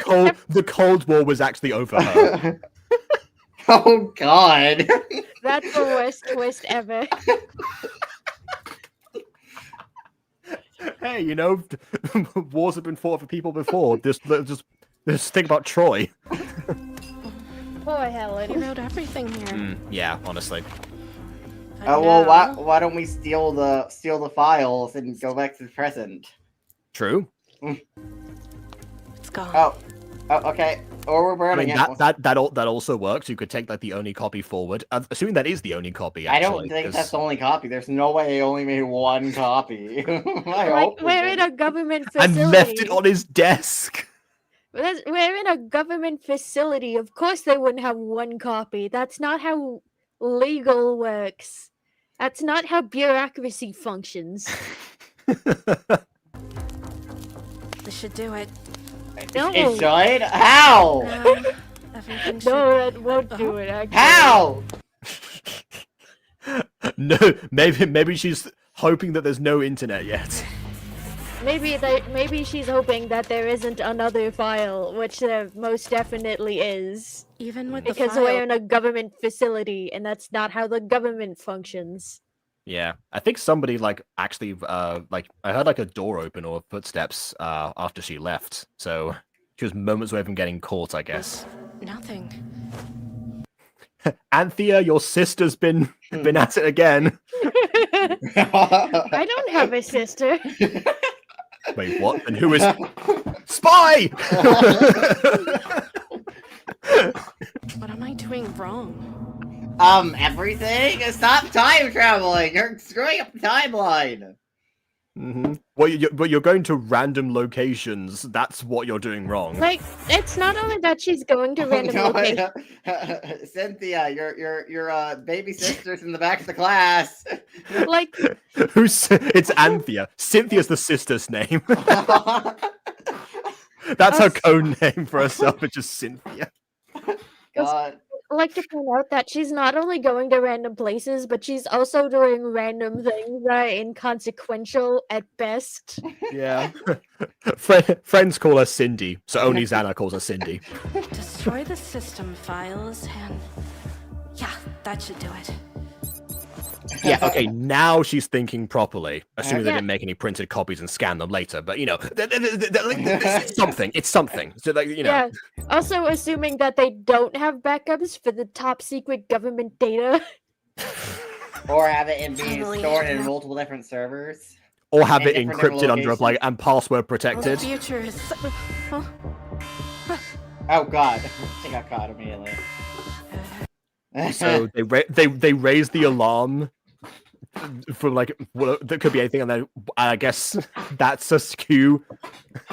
Touching the desk, I don't know. Did she run through that portal? She ran through the portal. They saw her running through the portal. All right. Now, normally, I guess this would be like a case of oh well, I guess part 4 because it's now reconsideration. I suppose I didn't know there were going to be 2 of them. Yeah. Anyway, I'm unhappy. Let's go. Let's continue. All right, yeah, all right. Let's make it a trilogy. Complexity and reconsideration.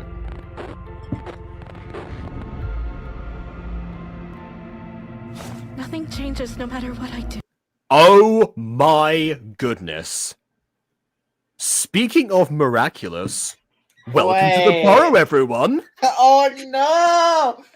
Wait, that's not how time travel should work. What do you mean? How? I don't. It's fine. I'm Zen. It's fine. Everything's fine. I don't understand how time travel works. What do you mean? Where is she located? Why is she in the burrow? Why is... Okay. Yeah, this is fine.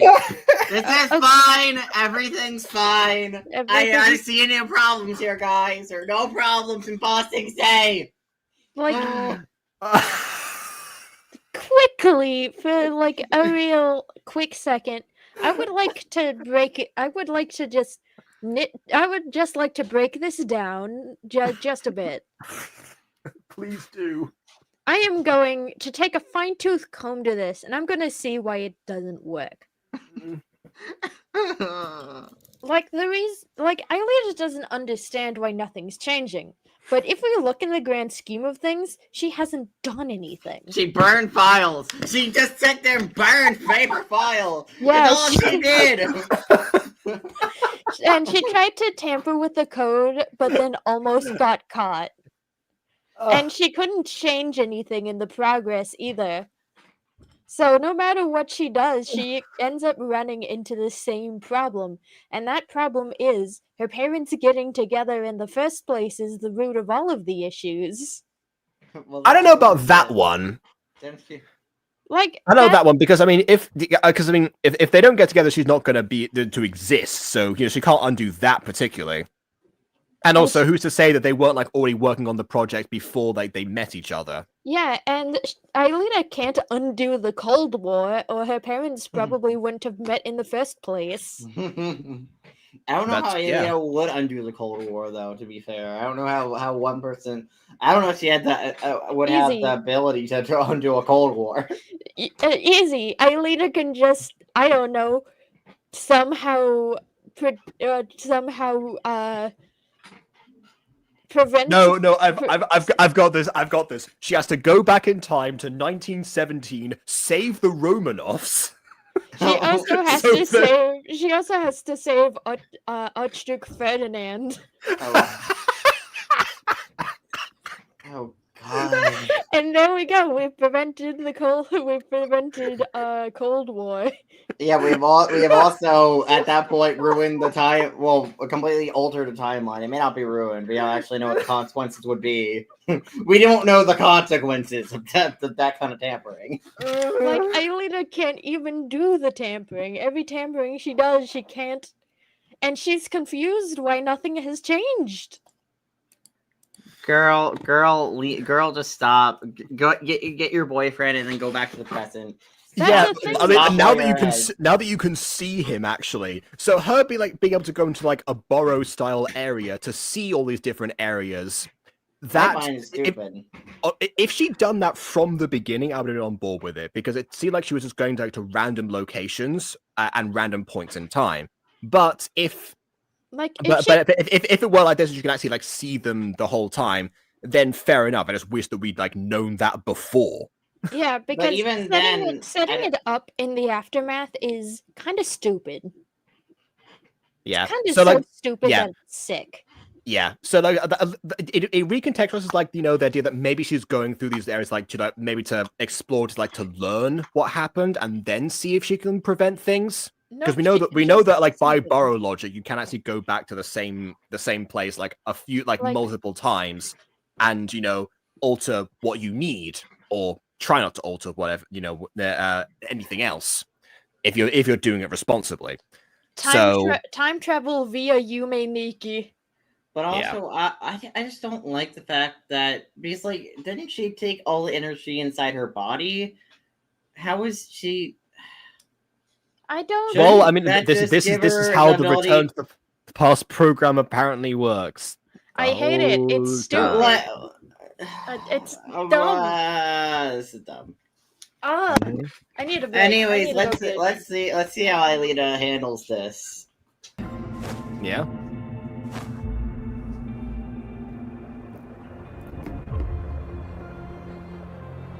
Yes, watch him sleep. Hopefully he doesn't wake up. I think we've seen this close up of her before. She just wakes him up. You're dreaming. Woo! I'm your daughter from the future. Don't do something. Bye. Don't do something. She would be that vague. I'm gonna steal your pencil. And as time's also, yeah. apart, now they have a reaction because beforehand, Sissy just like stood there and just watched it.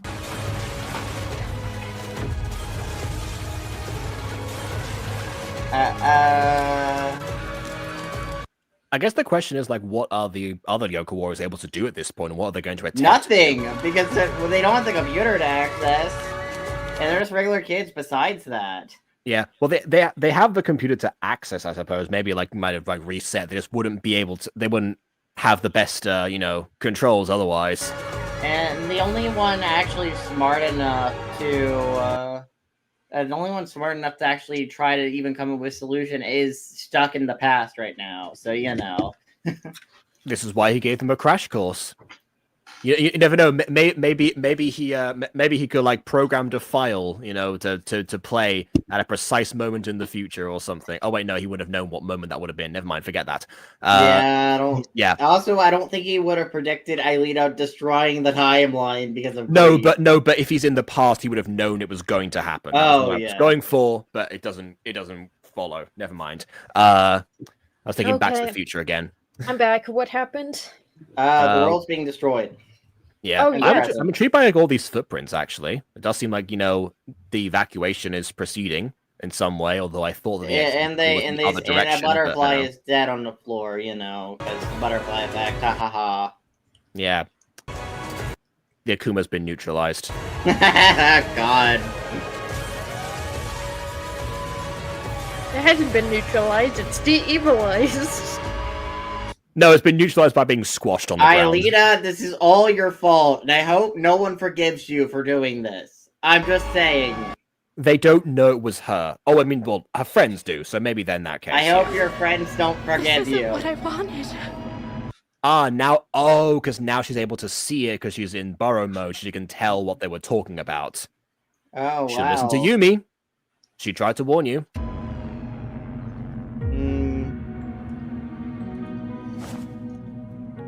Fix it. I've only made a mess of things. Yes. You haven't tried. well, you've made a mess of things. You haven't tried very hard. Yeah, you did destroy. You could. If this works like the burrow, you could like shoot an energy field straight at like the government agents that kidnapped your mother, and then be done with it. No, because that wouldn't work because that's her Lyoko powers. I don't think she has her full Lyoko powers in the real world besides time travel. I think she can only create time portals. She hasn't used any of them yet, but yeah, fair enough. Maybe she just has Wakfu. That's fair. No matter what I try, all of this begins. You tried one thing. It starts with one thing. I don't know why. Doesn't even matter how hard you try. Keep that in mind to decide this round display in due time. All I know.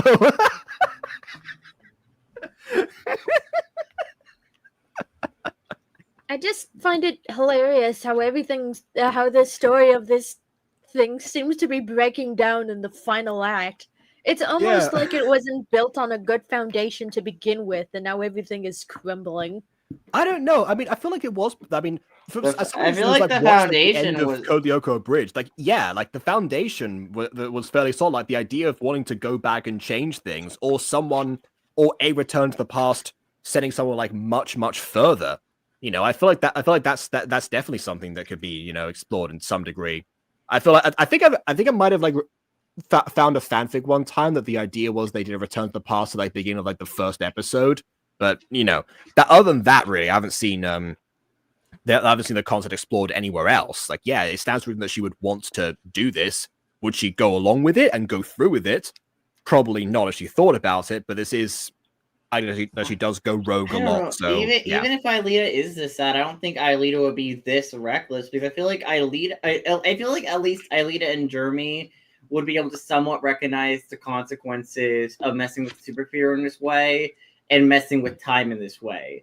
Maybe Yumi, Ulrich, and Odd maybe they would be a lot. Maybe they could potentially. Nah, even they wouldn't do that. I don't think.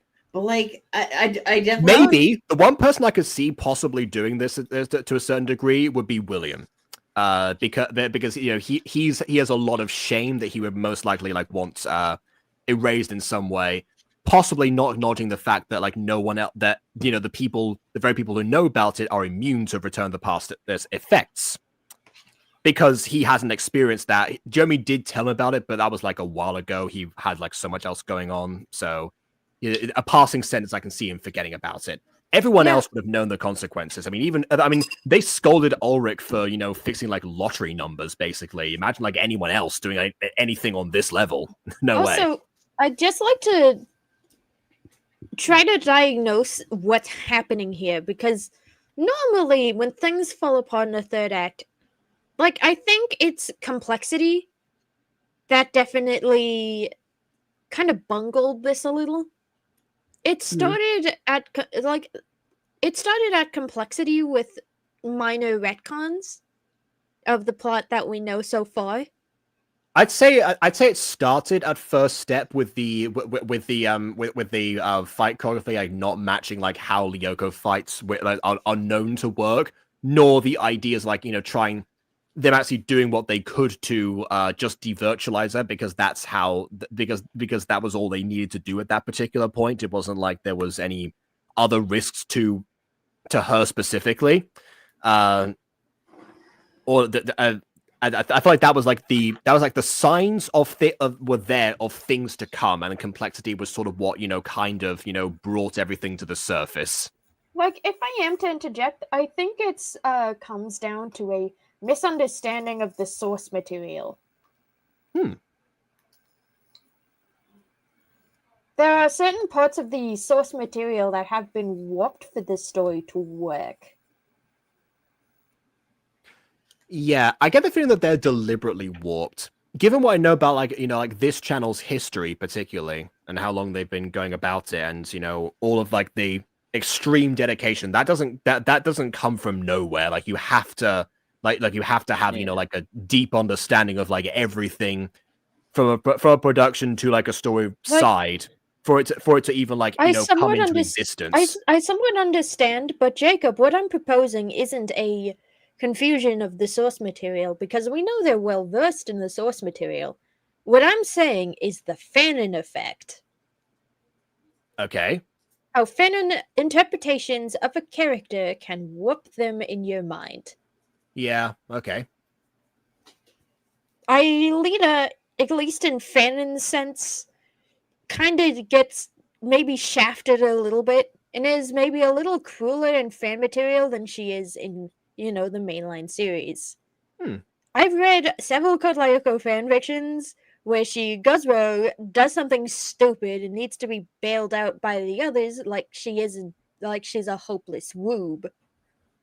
Okay, but there are a few episodes of the show where that does kind of happen. Yeah, but typically she learns from them and is smarter and doesn't do it again in later episodes.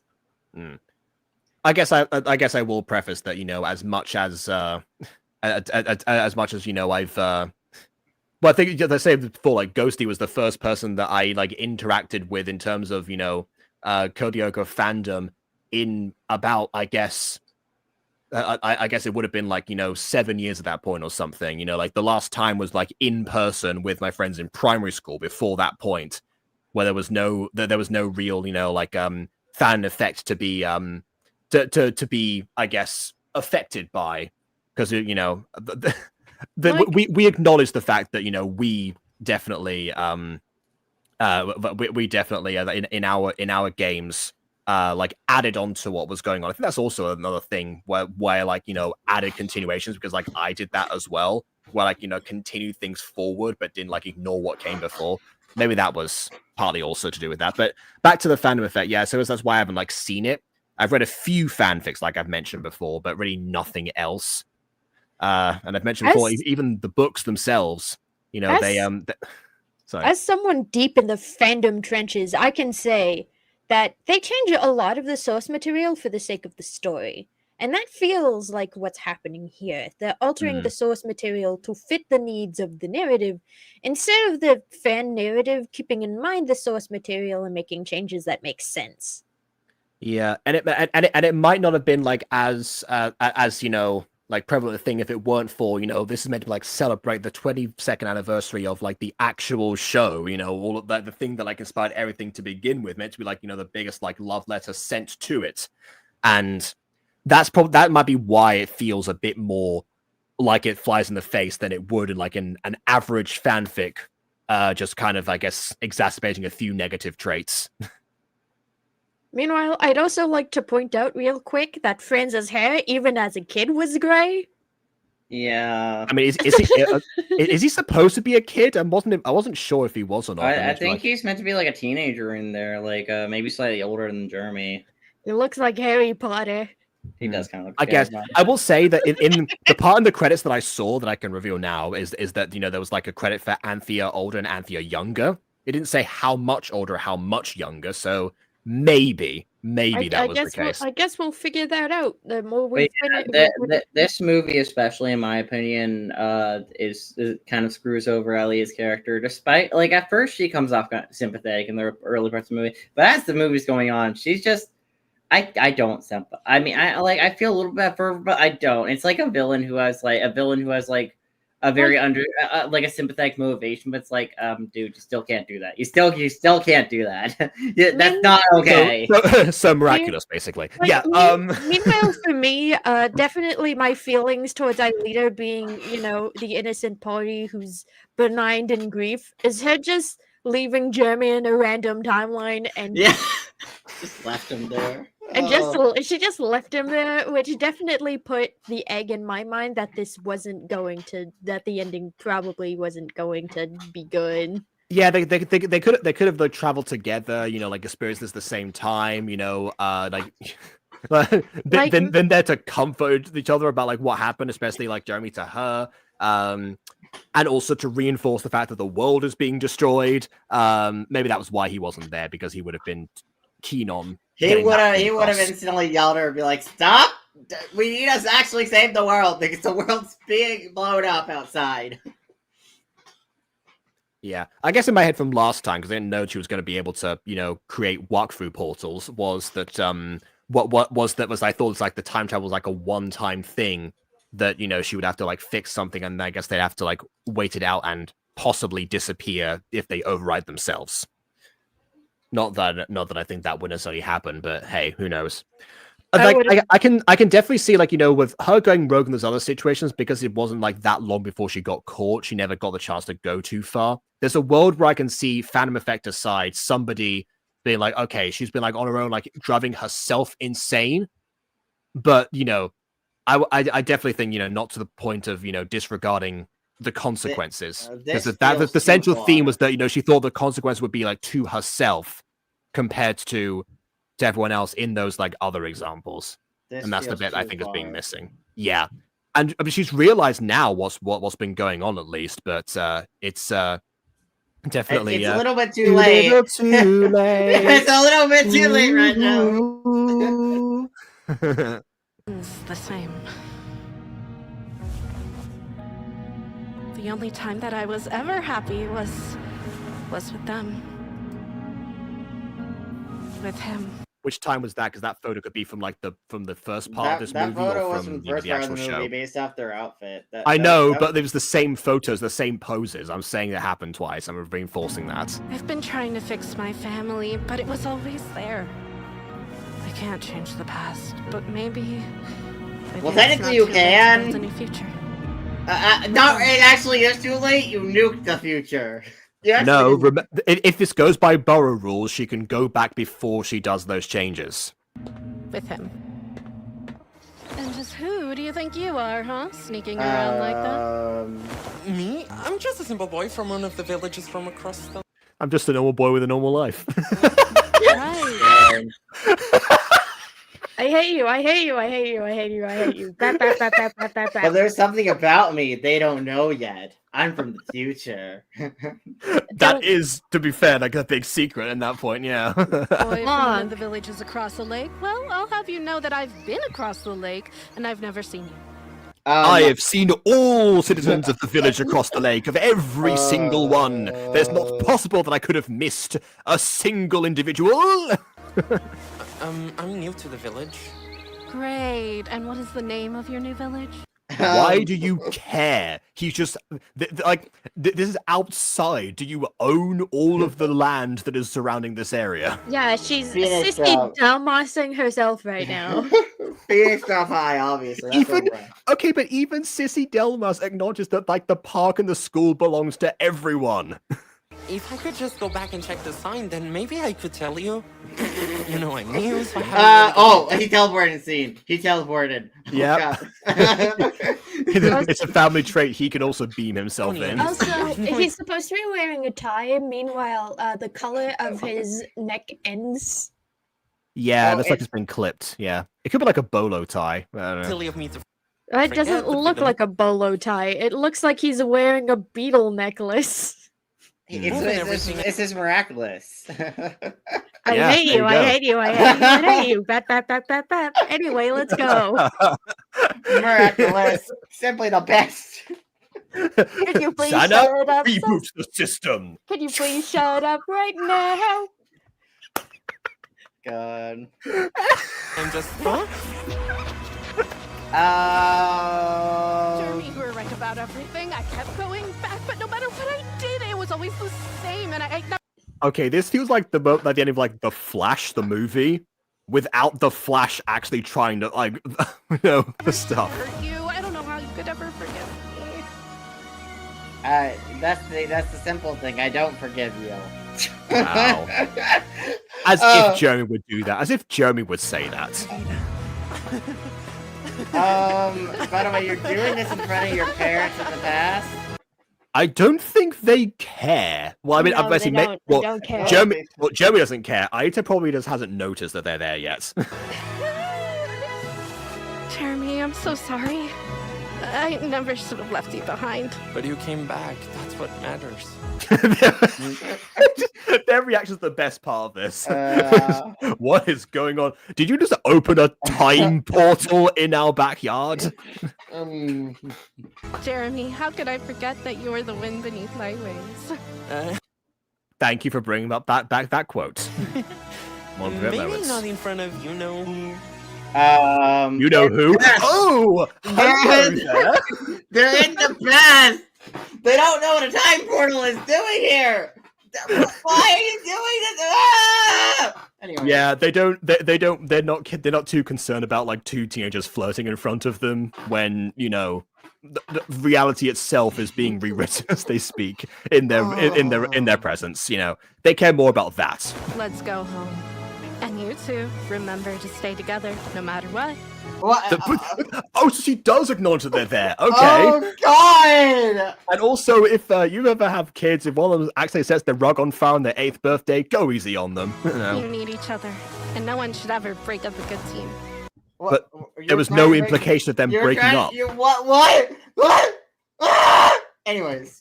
I feel like we missed a plot point here. I feel that like we kinda, missed like 6 to 7 scenes of her trying stuff.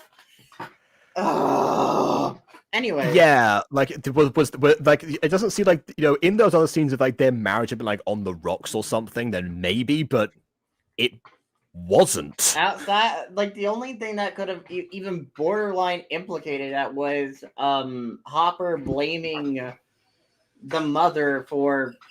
Oh yeah. That's like the only thing that could be implicating it. Everything else, nothing else here implicates it.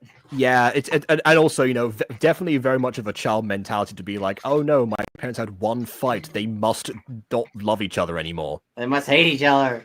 They must want to get divorced. They don't love each other. Anyways. Yes. Even though Ida clearly knew they stayed together until they were forced apart, so that wouldn't have mattered. It is difficult not to take the words of someone with remarkable abilities. That's your reaction. That's no. I see what he means. It's difficult to take their word because otherwise she might smite him. That's the thing. It's a threat. Stay together, or my time powers will, I don't know, age you dramatically. Oh wait, no, you've only got grey hair. They'll age you slightly. My time powers will take you to the Jurassic period, where it'll make you live out Jurassic Park. Yeah, no, don't return you to the past. Return to the past. Yeah, that's a nice idea. And Kirsten. Wow, this is such a sweet moment. Only if it was earned. Only if it was. Yeah, Marty. What a nice name. Can you tell me one of them, or perhaps your name? Aelita. Oh God, she named herself. Of course. She named herself. That was literally the reference I just made. Okay.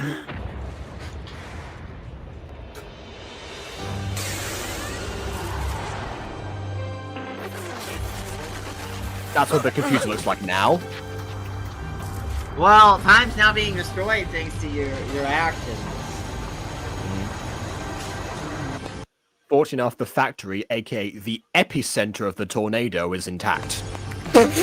Return to the past? Also, where are the other Lyoko warriors? They were also like in the scanner room, right? Now. Unless they're still in Lyoko. Oh, that's right, they're frozen! They were frozen today. Yeah, the world being ripped apart. A well being ripped apart is now being embraced in a magical glow as things go back to normal from this unneeded side quest of a movie. But I guess we learned a moral and object lesson about messing with the past. Yep. If you're gonna do it properly, idiots.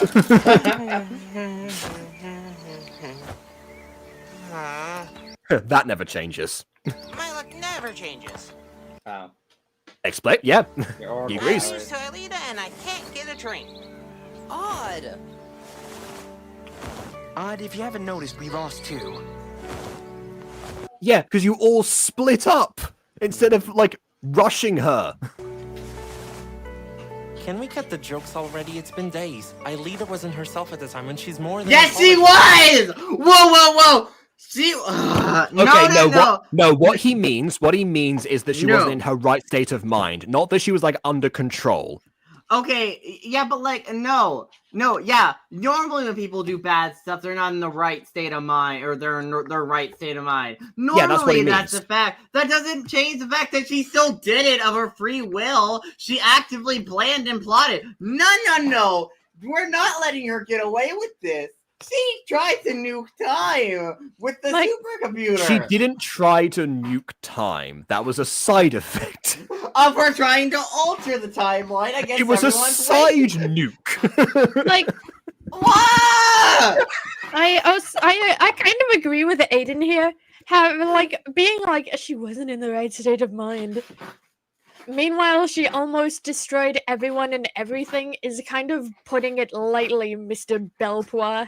Yeah, no, she almost left you in the past forever. Look, it's what I normally say here. It's an explanation, not an excuse. Can we all just move on from this episode already?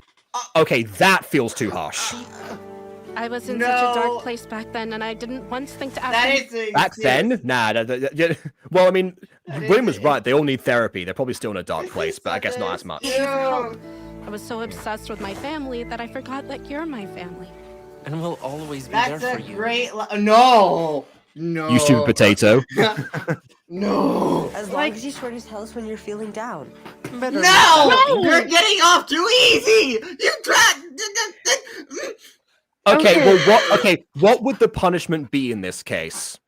For starters, banning her from the supercomputer and keeping her at arm's length at the very least for a temporary time period, because that's fair. Do not instantly forgive her or move on. Be like, oopsies, this is not an oopsie moment. Actually, yeah, you know what? Now that you say that, yeah, instead of like it being days, maybe they could have gone with like weeks or potentially like months. If Reina got harsher treatment. Like I'm going to pause and I'm going to loop back to that one time when Ulrich used Return to the Past to get the lottery numbers. Like the whole Lyoko team chastised him for being a moron. And they also kicked him out, And they also kicked him out. Meanwhile, Aelita here uses Return to the Past to alter the entire timeline and almost destroy the world. And she's almost like, okay, we'll forgive you. Yeah, I guess since it's my turn to pivot to the devil's advocate of potential positivity, piggybacking off of Ghosty earlier, I'm guessing that if they kept Aelita to like too much of an arm's length after she just went through what she did in terms like like being super lonely, that was probably not going to help her as much as they have every right in the world to be angry at her. She is still their friend, and she's still not good, and they don't want her to end up spiraling more than she already has. Like, I agree with it's a difficult situation to navigate, but it's not. They're playing it too light here. Yeah, but they could also play it too heavy.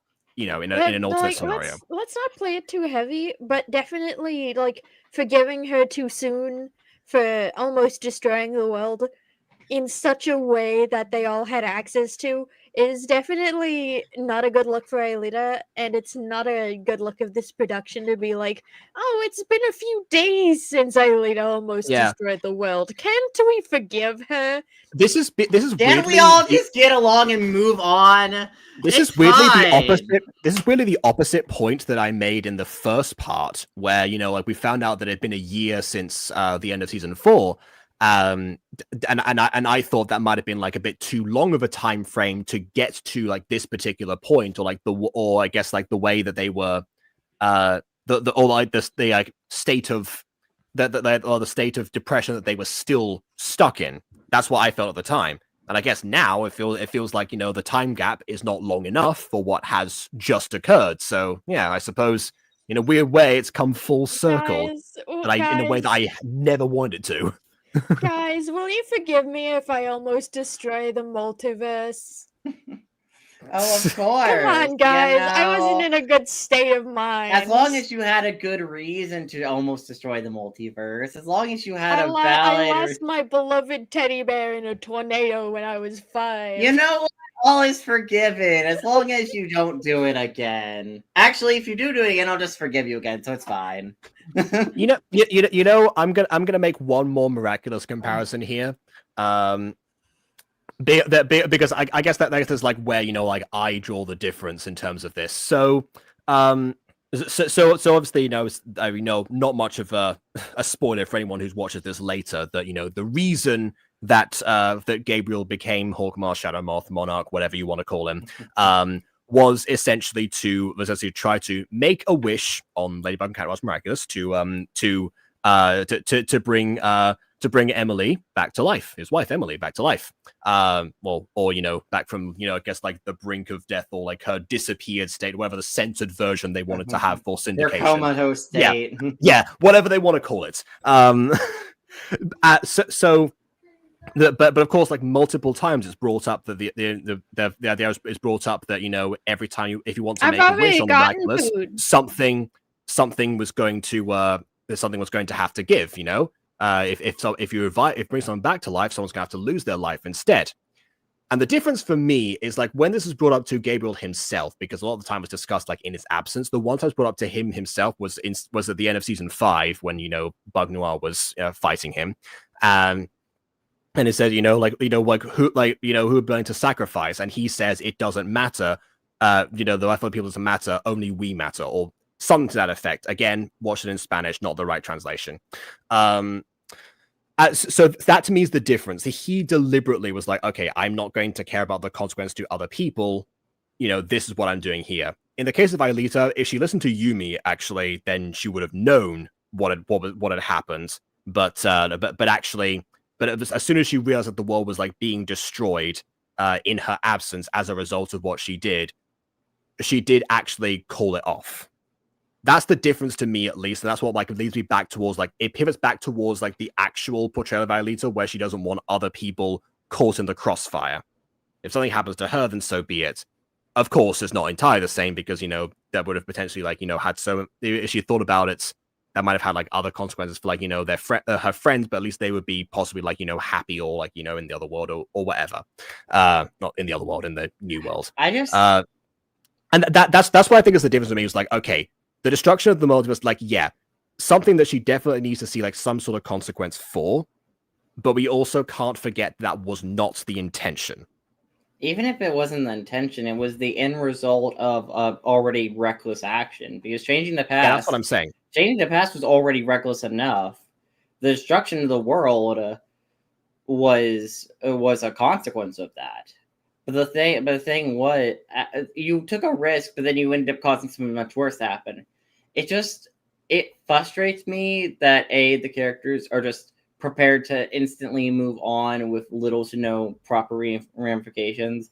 It also annoys me that, from a writing standpoint, what they did to Aelita's character, and how I really feel like they missed a mark on Aelita's character here, because it really just ruins her character, and like it just hurts her character because makes her so much worse. Yeah, I've seen a lot of people. I've seen a lot of people talk about how about like like make a complaint about Maracas, like how it seems like Gabriel is being portrayed as a hero when he like obviously does not deserve it, and that's commentated on season 6, but on purpose. So yes, I think you brought it up to me before season 6 first aired. So that was my concern, because sometimes some of the character redemptions in the show, like I take the mayor in Miraculous, for example, as a major example of this.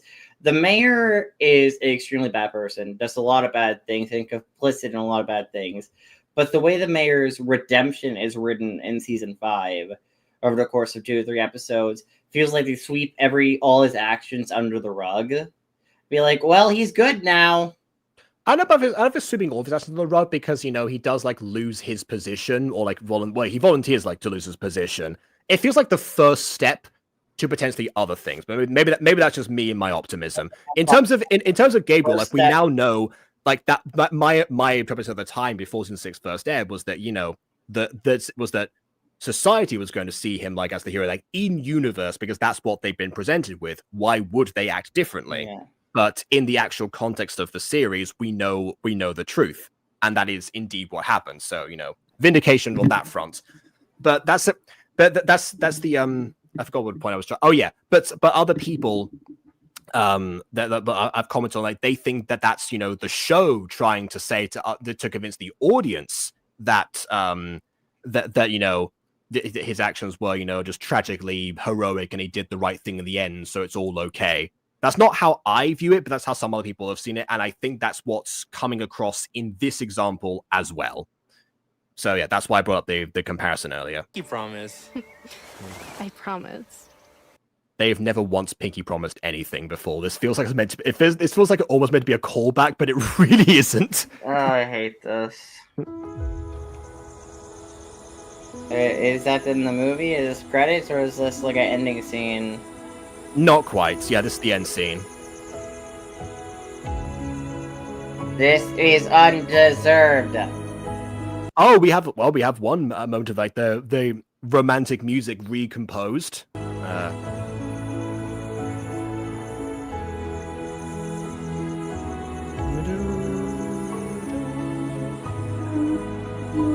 If you're grieving your family, just remember, you gotta get a partner to kiss, and then you'll be okay. Well, we did make the point earlier that Jeremy being there would have helped in a lot of situations, so absolutely yes in this case. Having a partner there to support you through tough times is definitely a good thing. It's the only solution, though. It fixes everything. Everything is fine. And of course, the kiss is shaded. Feels like Orican Yumi's kids. Like, but I guess that is accurate to the show. Thanks to American syndication, they decided to like tone down. That's like the one thing that they toned down from like other countries, well, or like from other influences, because they were originally going to be like much more blatant. But no, I guess. So that is, ironically enough, accurate. And I hated this. Oh, no! No! No! No!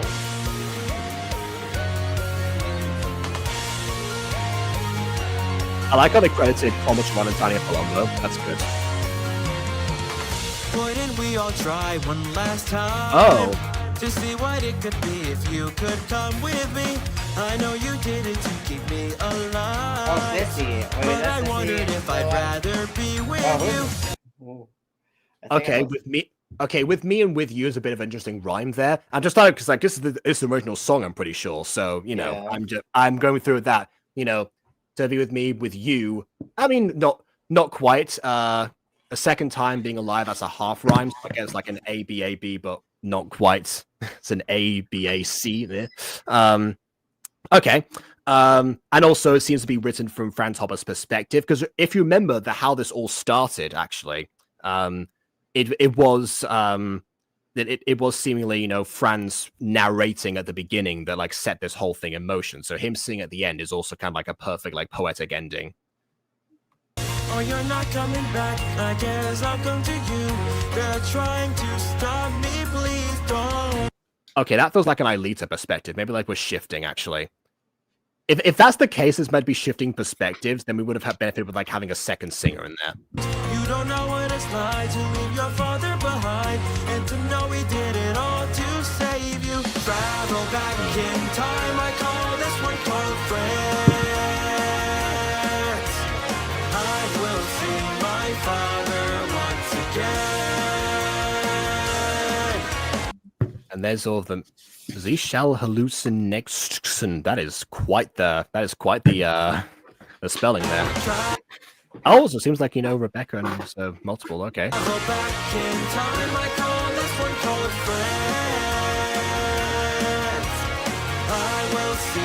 Oh wow, yeah. It seems like Rebecca's just like everywhere. This Rebecca individual, yeah. Also, yeah, Anthea adult versus Anthea child. So that's what I saw earlier. I forgot it wasn't older and younger. It was adult and child. So I guess was she actually meant to be a child in that one? Maybe, yeah, you onto something. But that also means that once again, it just seems like all of like Anthea's bloodline seem to age rapidly. If we go by the model that we saw earlier of Aelita. Oh God. Oh no. I guess they just have like massive growth spurts and then stay at like also I just thought about this. And then I guess like continue aging afterwards. They have a stall in the middle. Also, I just thought about this. They didn't actually explain the memory loss. Like Aelita's like, I don't remember this. They never explained the memory. Well, the show itself kind of contextualizes that by saying, you know, like, well, I mean, when she actually, like, we see her for the first time, she has no memory of like all these things. So presumably, it is the supercomputer being turned off and like her being, I guess, you know, not existing for 10 years that erased her memory. Or alternatively, it was the key of Lyoko being like, you know, ripped from her, but like that's season 2 stuff. And also in season 3, the episode called Aelita that actually shows us the flashback of the non-corporeal Franz Hopper for the first time. He actually, like, at the end, as he says he has to turn off the supercomputer, he says, "Don't forget me," a bunch of times, very much foreshadowing the fact that she would indeed go on to forget him. Because I think actually that episode was the one that was one of the first that aired after episode 0 originally did. So yeah, stands to reason. Like I went into this movie with such high hopes, and I'm right now I'm hyped, but I'm also a little disappointed, and that's because of the Act 3 death spiral. I've never really seen that happen before. Yeah, for me, I definitely saw, you know, the writing was on the wall in terms of like the last time, but not really to a degree where they couldn't piggyback from it. But yeah, from everything else in here, unfortunately, Unfortunately, didn't quite work. But we're not done yet, by the way. We're still analyzing the original song. My father once again.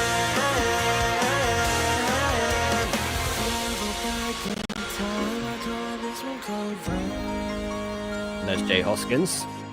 I will see my father once This appeared with us, yeah. Oh, Kodeyoko.fr. That's the website that has a lot of like Kodeyoko resources and stuff, and also the episodes in multiple languages. So if they ever get erased from YouTube, that's where to go. Also, not the current owners of the people that they credited them at the beginning of the video actually. Okay. Okay. Any footage used by the following, all rights have been reserved. I'm not sure if that fully makes sense, but okay.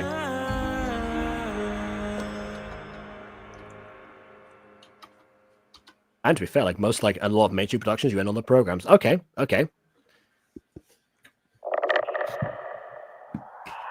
Oh no, it's the voices of it's the souls of the trapped. They've come back. Or Xana comes back. You somehow resurrected Xana. Maybe there was a consequence to that time travel after all. I don't know what it would be, but You see, you time traveled in the past, and Xana copied himself from the past, and when you went to the future. No, Xana registered 2 Aelitas that were present, and then malfunctioned and went rogue.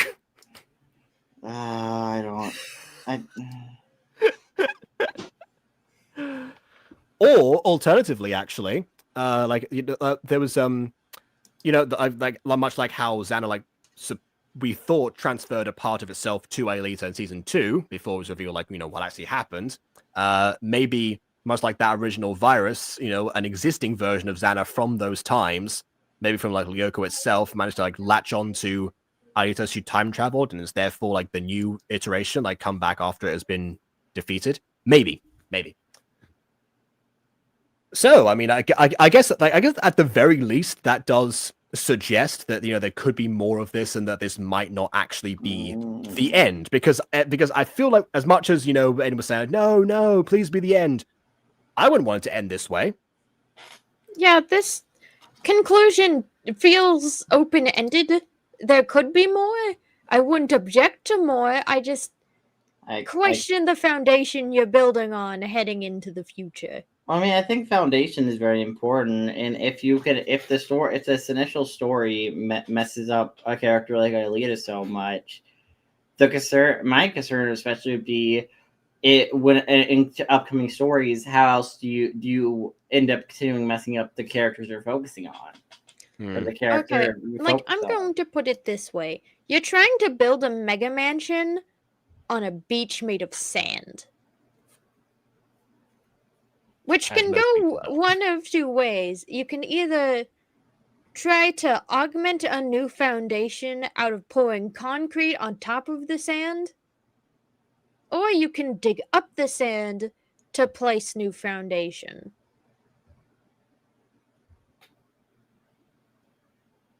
Yeah, don't let the existence of the Burj Khalifa think that digging up the sand is always the best solution. I don't know. I think it's awesome that fans were able to make something of this quality, or maybe not writing quality, but visual quality. Yeah. I think it's very impressive, and it's great that they had the dedication to do this, but it's just the writing wasn't there, or at least near the end, the writing wasn't there. Yeah, we have a saying in terms of a lot of the time on my main channel particularly, that it's not like people have to pick between visuals and story, but if you find yourself in a situation where you have to pick between visuals and story, always pick story, because something with amazing visuals that does not grab you in terms of what's actually happening in it is not going to have the same lasting power as something that you enjoy, but acknowledge that the visuals aren't as stellar as they could be.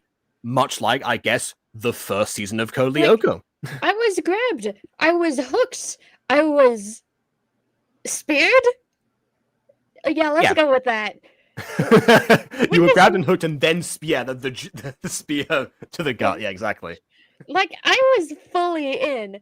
Like, this movie pulled me in instantly by showing that everyone was uneasy, probably because of the events of the previous seasons. Understandable, even a year later, though the visuals and the death after death would be haunting for anyone. Like, but then we got to complexity Act 2 of 3. And well, no, it was more like Act 3 of 4. I didn't know there were going to be like 4 parts of this, or like 4 naval parts. Like Act 1 and 2, you got me hooked. You got me hooked like crack cocaine in the middle of the forest. In the middle of the forest? Okay, yep. All right.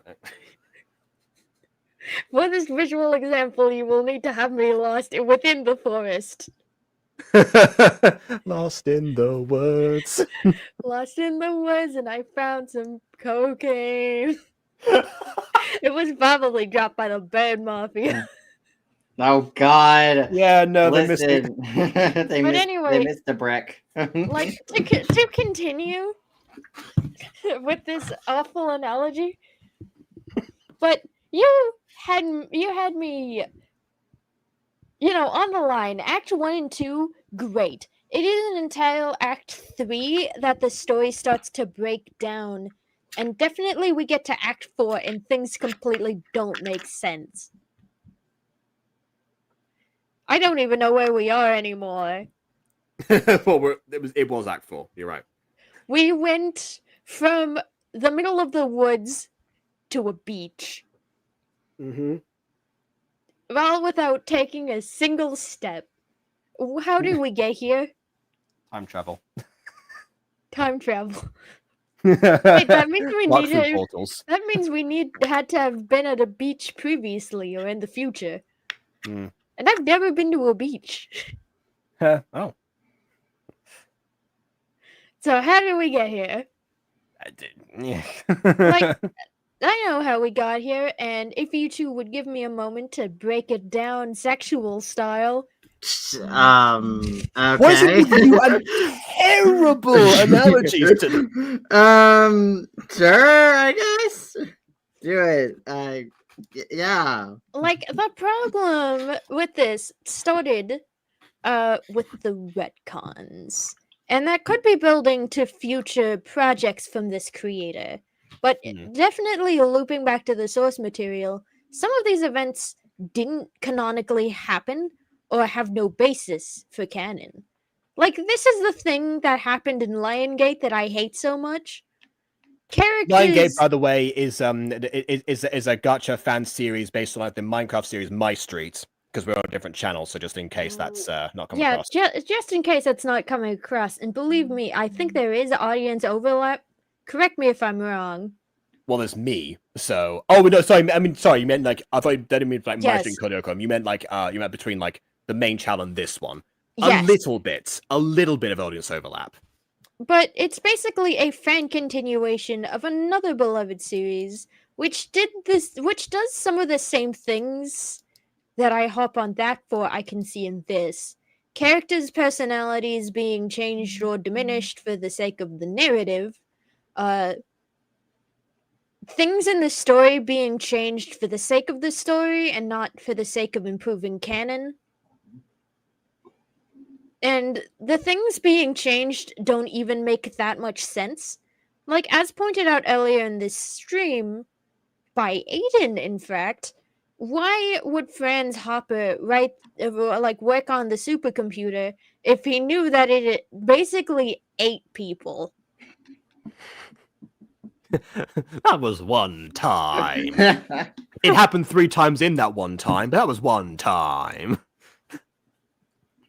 Like, but why would Franz Hopper work on something he knows for a fact can kill people? Not to mention that, I said before, I hope this comes back in the movie. That never came back in the movie. No, it wasn't important they just gave Franz Hopper a body count. Yeah, thanks for getting a body count and not tying it back. They not only gave Franz Hopper a body count, but they gave the supercomputer a body count. Like, yeah, that was before Xana, yeah. And even then, you can say that the people from there were sent to the past, but that answers that. But that gets even more questions. Where did they go? One is impaled, so one is dead. The other two might be alive in the past. Like, it just brings up more questions that you're going to need to answer at some point in time. And if you don't answer them, I'm going to be supremely disappointed in you. Oh, also, we didn't get to explore Aelita's trauma over witnessing a whole group of people die. We didn't get to explore that. Another reason why that scene she was like traumatized for a moment, and then she just kind of moved on somehow. That scene could have been replaced with Franz Hopper eating a sandwich, and it would have had just as much emotional weight. That scene could have been replaced with nothing, and it had much story weight. God. Like, I hope if you do create a continuation, another fan film, I hope and I pray to the good God that is holy that you'll loop back to that and explain what the hell happened. Mm-hmm. But from Act 3 onward, from that moment specifically, we can point out when this breaks down. Because too much is being changed for the core narrative this is based on to make too much sense. It's kind of ironic, isn't it, that a fan film about someone going back and changing what was already established would fall apart by changing what's already established. There's some sort of like poetic, poetic irony to that. I think maybe this happen. Yeah. In addition, I guess also because Code Lyoko is a very old fandom by the admission, the 22nd anniversary of the was celebrated with this. So so it's a very old fandom of a series that didn't really have it had an ending, but not much of an ending. And it left a lot of things unanswered. That's partly why the books exist. The books, really enough, the first one is just essentially an abridged version of that establishes this an alternate timeline, really, like an alternate interpretation, really. So honestly, people want to read the books, read from book 2 onwards, if you want to have them, if you want to have some sort of semblance of it being a sequel to the show. But yes, aside from that, they also, I guess, they tried to keep what was barely essential from there. I don't know, really. Ironically enough, the thing that actually really flew in the face of stuff, I believe Evolution was the first time that the series Bible was actually thrown out and changed, if I remember from what I heard from production stuff. So again, not a situation you want to be in, presumably because this has overwritten the events that happened in there. Because there's no mention of Professor Tyrant, for example, in the flashbacks. So, I guess there's this Luck character instead. Kind of looks like him, though. Maybe it was him. I don't know. So yeah, that might be why, from this series particularly, that where people are clamoring for some sort of ending most of the time. People like to see alternate takes and they also like to see hypothetical endings. Maybe not so much both of them at the same time. Maybe that's what that's part of it. If this was a AU, I would have been perfectly happy with it. But since we're banking on the original canonicity of the show, I kind of raise an eyebrow when things start bungling. Yeah, I think you know what, that makes sense. Yeah, it is definitely the middle ground situation. Because I like things where it's I love classic Shakespeare plays, and I love media represents them in how they were originally. I also like versions that try to take the concept, she's the man, which is that could be rewritten from the ground up, but still based on the original material, calls back to it, and that kind of thing. Not so much for a fan of the attempts of modern adaptations of the original text that people seem to really like for some reason. Those ones, those ones always like they get to me because on one side you're trying to think, okay, well this context doesn't work anymore. You've acknowledged the fact that it's like unfamiliar to people, but you haven't changed the wording behind it. Or alternatively, you're trying to like in those cases bank on like the existence of something and try to pander. Not that's happening here. I just mean like that's their motivations, and it ultimately ends up in the same problem, a middle of the road interpretation that doesn't end up actually pleasing, like filling in like either I guess want from audiences. Or that's I mean, who's to say? I know that there's one shorts creator that he really like enjoyed this. I'm not sure what the other comments are because I think that the video has comments disabled, so I'm not sure what other feedback they've actually been able to receive from this. So who knows? That being said, as far as like the visuals versus storytelling thing go, I was going to mention this is not by no means the only thing that's on this channel. Like they've been going for at least I think it was like 8 years or something. And they started off, very primitively. So who knows? Maybe at some point, we'll loop around and check out some other things and see if like there's a difference, or in terms of like how the story of execution goes, or like how it's all formatted. Because I'm kind of curious about the other stuff now. Yeah, I'm also curious. I kind of want to see how did we get here. That's also a thing that we like to do is see how like a channel like a creator just evolved over time. So yeah, we might end up returning to this channel at some point. Who knows? We might end up just including like more Code Lyoko stuff in the future. Who knows? I did Ghosty had a great idea for a campaign that was similarly formatted. Maybe we'll just try like a sequel or something. Eddie wants me to DM something at some point, so maybe I'll just do like a Code Lyoko follow-up campaign thing. I want you to DM something. I think it'd be fun. No, yeah. So I did have this idea for some time of a Code Lyoko like fandom campaign, but with like obviously people like creating their own characters. So it was like following up, probably based on like one of the fanfics that I did that was like set decently far away from the original series to not end up affecting things too much. And also to do with Carthage, and that's why I said I said Aiden that I had an idea, but I didn't want like the first time to be without Ghosty. That's why, because that's the idea. But hey, who knows? We'll we might workshop that. We'll see. Because we've got a lot to arrange in general, and who knows? I also want to show you to Wakfu now. I mean, sure. I didn't necessarily write this second. I know that Ghosty's very tired, but just at some point. This video made me tired.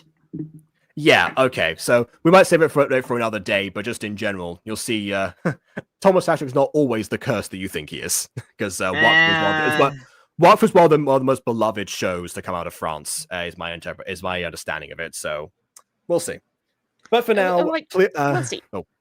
Let's see. But for now, let us know your thoughts, means of liking or disliking, and leaving your comments on, I guess, what you liked, or where you stand in terms of in terms of sequels and AUs and combining them. I don't know if that's too abstract a comment for our comment section. We'll see what happens, but we'll see you all soon after another Butter Bunch video. To the pip.